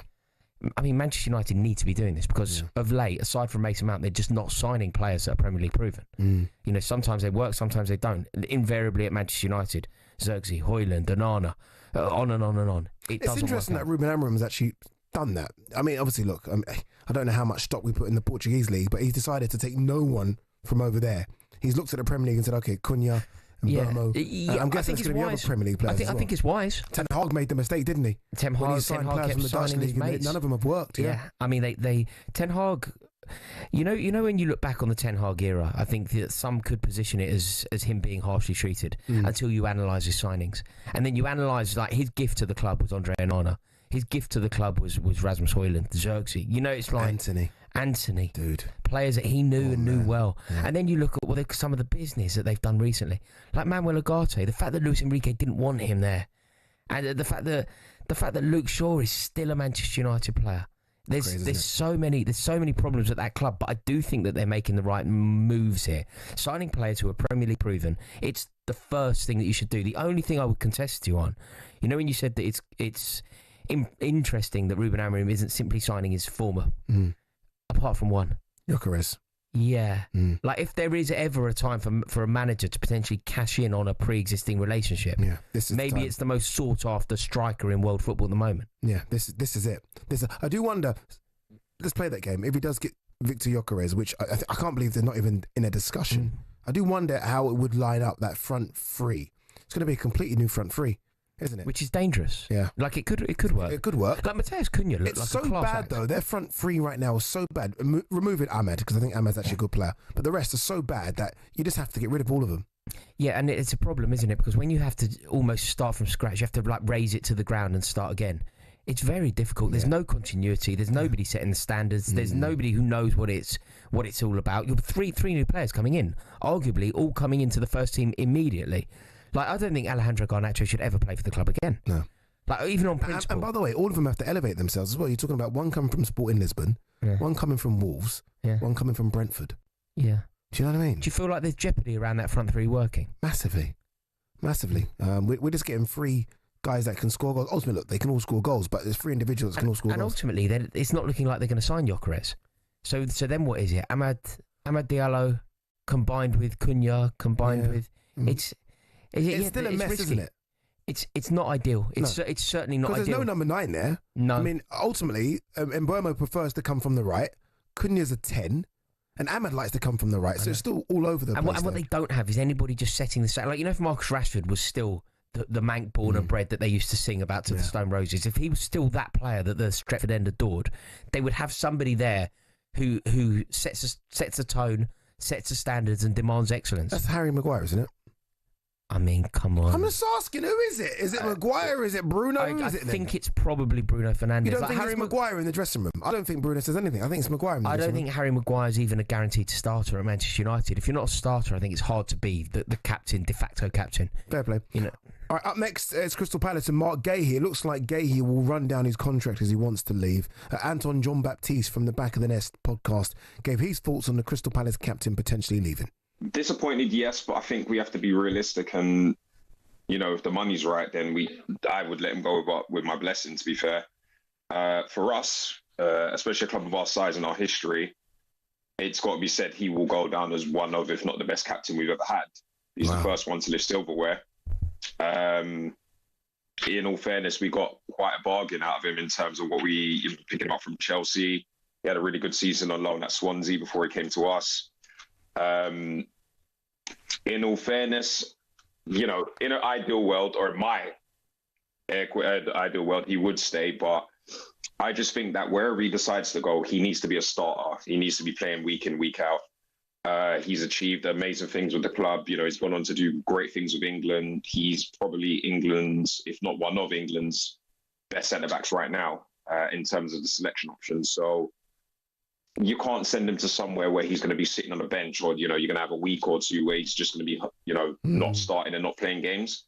We can't, for me personally, from a fan point of view, I can't lose in this situation because we are linked with potential other centre-backs around Europe.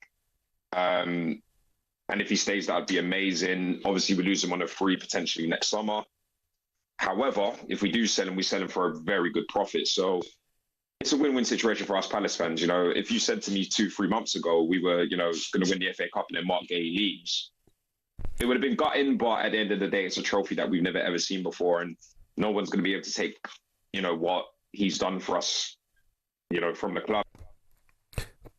Jean-Baptiste spoke very, very well about his club. Players are in such a powerful position now, aren't they? Again, you've got the captain of Crystal Palace running down his contract. That's what's happening. Let's not sort of mix our words here. In order to kind of force to leave and put himself in the best position. So it's almost like backs against the wall to Crystal Palace. Do you sell me now, where you're going to make some money? Or, like Liverpool or Trent, I potentially leave for really nothing at the end of the season. They're going to have to sell him. No, they have to sell Gahey if Gahey won't sign a new deal. Palace can't risk. In the world of PSI, nobody can really risk assets leaving. What's he left? What's he worth? 12 months left, his contract. What's Gahey, 24, 25? Yeah, I think Gahey's probably worth something like 60 million quid. With a year left on his contract. No, if they were to sign him right now, he'd be 60 million, something like that, don't you? It's a lot of money. I mean, he's England's best centre-half. If you're looking at England now, if you think about this dazzling crop of England players that Tuchel has, the Tuchel has at his disposal, jewel in the crown of the defence is Mark Gahey. There isn't a better defender that is currently English than Mark Gahey. People could argue John Stones. Is that the English tax that you just applied to him? Can you name, if you can name, I'll give you £100 if you can name a better English centre-half than Mark Gahey now. No. Because you can't. Gahey, no. That's why, obviously, you're very stingy. You're not going to offer me £100 if I could. So, clearly I can't. No, Mark Gahey is fundamentally England's best centre-half. Yeah. And therefore, he will cost a lot of money. He's Premier League proven. He's guided Crystal Palace to silverware. He's done it against the very best. He's kept the very best quiet. He's performed for England. He was England's star performer at a Euros where we reached the final. I just don't see the downside for Liverpool here. The only thing that I could say, maybe, and the only reason I even think this is because you planted the seed in my head, is he better than Konate? I would argue that he is, but no, I kind of defer to your superior knowledge here because you're a Liverpool fan. Yeah, and it's not necessarily about him individually being better than Konate. It's, would he make a better partnership with Van Dijk than Konate? Because, again, defensive partnerships are what we've been sort of used to in the Premier League over the years, haven't we? And I feel like Van Dijk's finally, or is it going to be another centre-back for Van Dijk now? He's finally got a defender which I feel like he works well with. But, you know, there's obviously a lot of truth to this. This has almost come from nowhere, which tells you there's a lot of truth to it. Because there was no talk about Liverpool and Gahey at all. It was Gahey, Newcastle, some talk about Gahey, Spurs, never Gahey, Liverpool.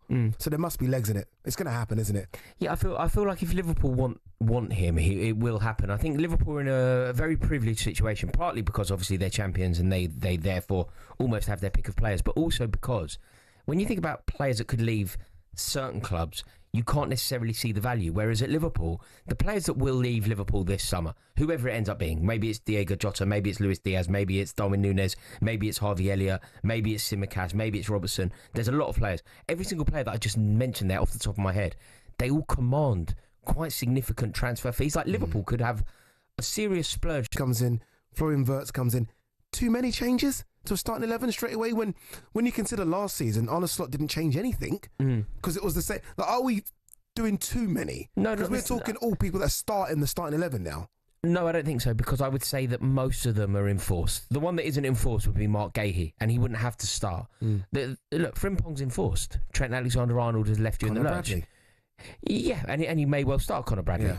Kirkes is sort of enforced because Andy Robertson's form has dipped. He's not quite the player that he once was. And without being emotional about it, Tsimikas is not good enough.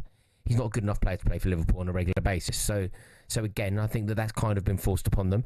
And Florian Wirtz is sort of forced because there isn't the creativity in the middle. This is funny, yeah. Someone just texted in very quickly. He's texting Liverpool's starting lineup if they get their reported targets.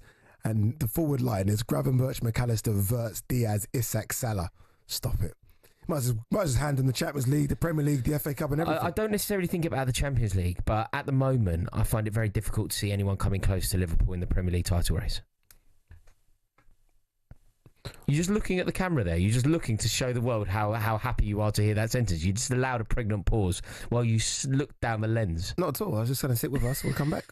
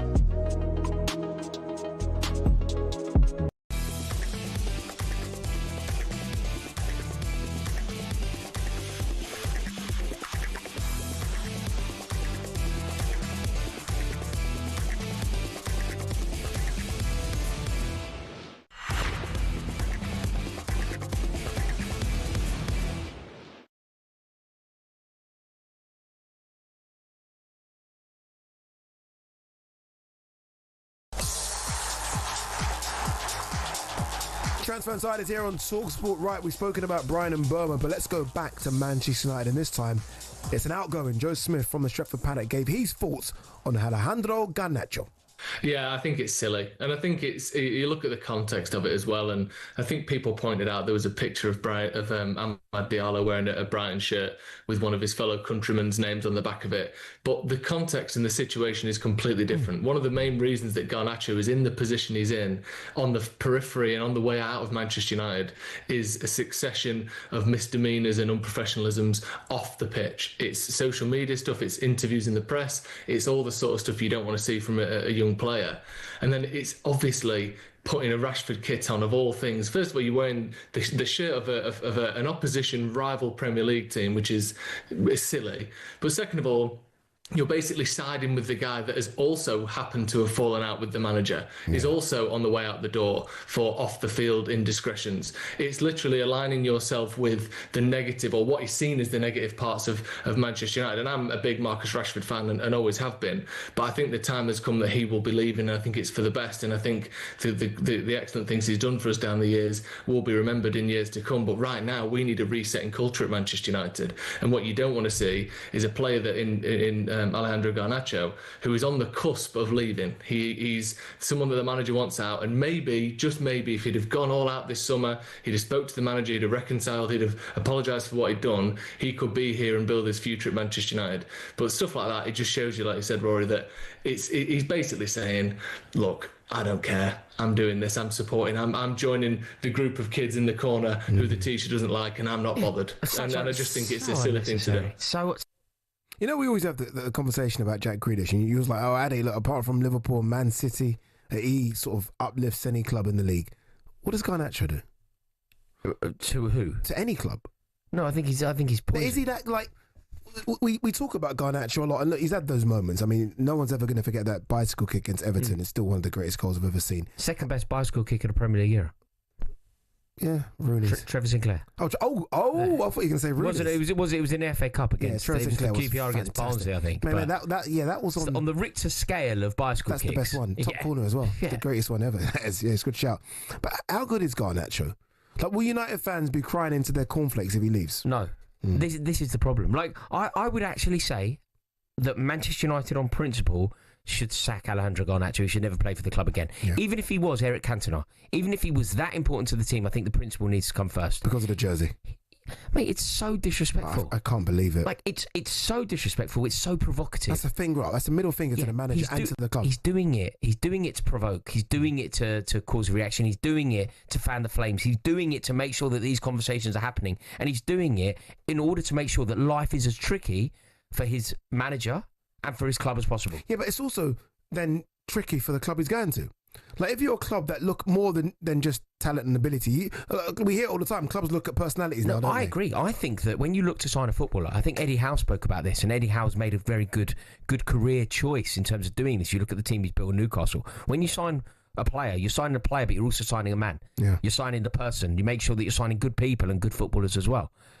But I think that quite often the footballer will supersede any other decision-making process. And if when you look at a good footballer, well, this is it with Garnacho. This is what this is the debate. This is the How debate. good is he? How good is Alejandro Garnacho? Like, Chelsea are heavily linked with Garnacho. It feels like Chelsea want him. You know, there's talk of an Nkunku Garnacho swap. Is he better than Neto? I don't. When you think of that left-hand side, do you know what Garnacho has? Arrogance. He has potential as well, because he's young. Yeah. He's young. We've seen him do it. He's kind of a proven player. He plays a lot of games. He's scored some big goals. He's had some good moments. But he could also be a brilliant player in 10 years. I don't think he will be. I don't think over the next 10 years we're going to see an improvement. But some could argue. It could happen. There's a world. And look, I think he's far more Don't likely. say something crazy now. What I think is more likely to happen is that Alejandro Garnacho ends up running down the wing at Cadiz in 5 years. But there is a chance that he ends up running down the wing at the Burnabout. No. I don't think it, no chance. but there's a chance, and you pay for that potential. Okay, fair, boo. And finally, it looks like Brentford set-piece coach Keith... I feel bad even calling him that. He's not the set-piece coach. Keith Andrews will become manager of Brentford. Rory, it's a busy summer, let's be honest, for the West London club. This is an interesting appointment, though, isn't it? I mean, Keith Andrews, you're losing Thomas Frank, who's been there for nearly a decade, who's sort of interwoven into the fabric of Brentford. Keith Andrews. Yeah, for the first time ever, there's now some jeopardy around Brentford. For the first time in a long time, at least, it feels like we can have a conversation about Brentford next season. Are Brentford going to survive? Where do they rank in terms of the favourites to go down? Are they able to cope? Because Thomas Frank is totally interwoven into the fabric of that club. I just said that. We know exactly. We know exactly. Yeah, that's where I got it from. we know exactly what they can do and the way that they will play and the way that they like to set up and their system, and it's all thanks to the contribution of Thomas Frank. You take him out of the equation, and in Burma, and a lot of the backroom staff. Remember, Thomas Frank's taken a lot of his backroom staff. He's taken the kitchen. He's taken everything, but Keith Andrews. So yeah, I don't know how it's going to go for Brentford. Actually, what I've always thought with clubs like Brighton and Brentford is that their model is unsustainable. Even when it works and works and works, it's almost impossible to keep redefining yourself, to keep unearthing these gems. And maybe this could be the season where it finally catches up with Brentford. But they've got a secret component, a jewel in the crown. Damien Duff. All you need is Duff. All you need is Duff. Dun, dun, dun, dun, dun, dun. All we need is the Moose to give us an update as to what's going on in the Club World Cup. I believe it's full time. 2-0, 3-0. How did it end? It ended 2-0. Seattle 0, Paris Saint-Germain 2. First goal 10 minutes before half-time. Vitinha's shot was going wide until it hit the back of Kvaratskhelia and went beyond Stefan Fry. Had no chance midway through the second half. Barcola on a substitute for Kvaratskhelia, laying the ball across the penalty area for Hakimi, about 10 yards out, to place the ball in the back of it. Nearly a fairy tale goal for Jordan Morris, who came on a sub, and he's Seattle's best ever player and record goal scorer of all time. He had a shot near the end that was deflected over the top. PSG win the group. Botafogo beaten 1-0 by Atletico Madrid. PSG win the group and qualify for the last 16. Seattle 0, PSG 2. Yeah, I'm going to call it early. I'm going to call it really early. Wolves or Brentford are going to get relegated. Yeah, I think normally the three teams that come up with what we're relying on though for that to happen is that somebody from the Championship actually manages to survive, and I really hope that happens. I think Leeds will. Hope so. Yeah, Leeds. I want Sunderland to as well. And I like Scott Parker. Do you? Yeah, let's hope the hat-trick. Burnley. Well, everyone then, do you? Yeah, I like Scott Parker. Nice. Sunderland are a massive club, and the Premier League's better. All smaller clubs should leave. Yeah. That's Rory's. Get rid of Brentford. We could live the dream. No. You Brentford, Bournemouth, and Brighton all go. The three Bs. Three Bs. Get rid of them. All right, this has been the Transfer Insiders. Remember, you can catch the podcast wherever you get your podcasts from. Up next, it's the Sports Bar Boys, Jamie O'Hara and Jason Cundy.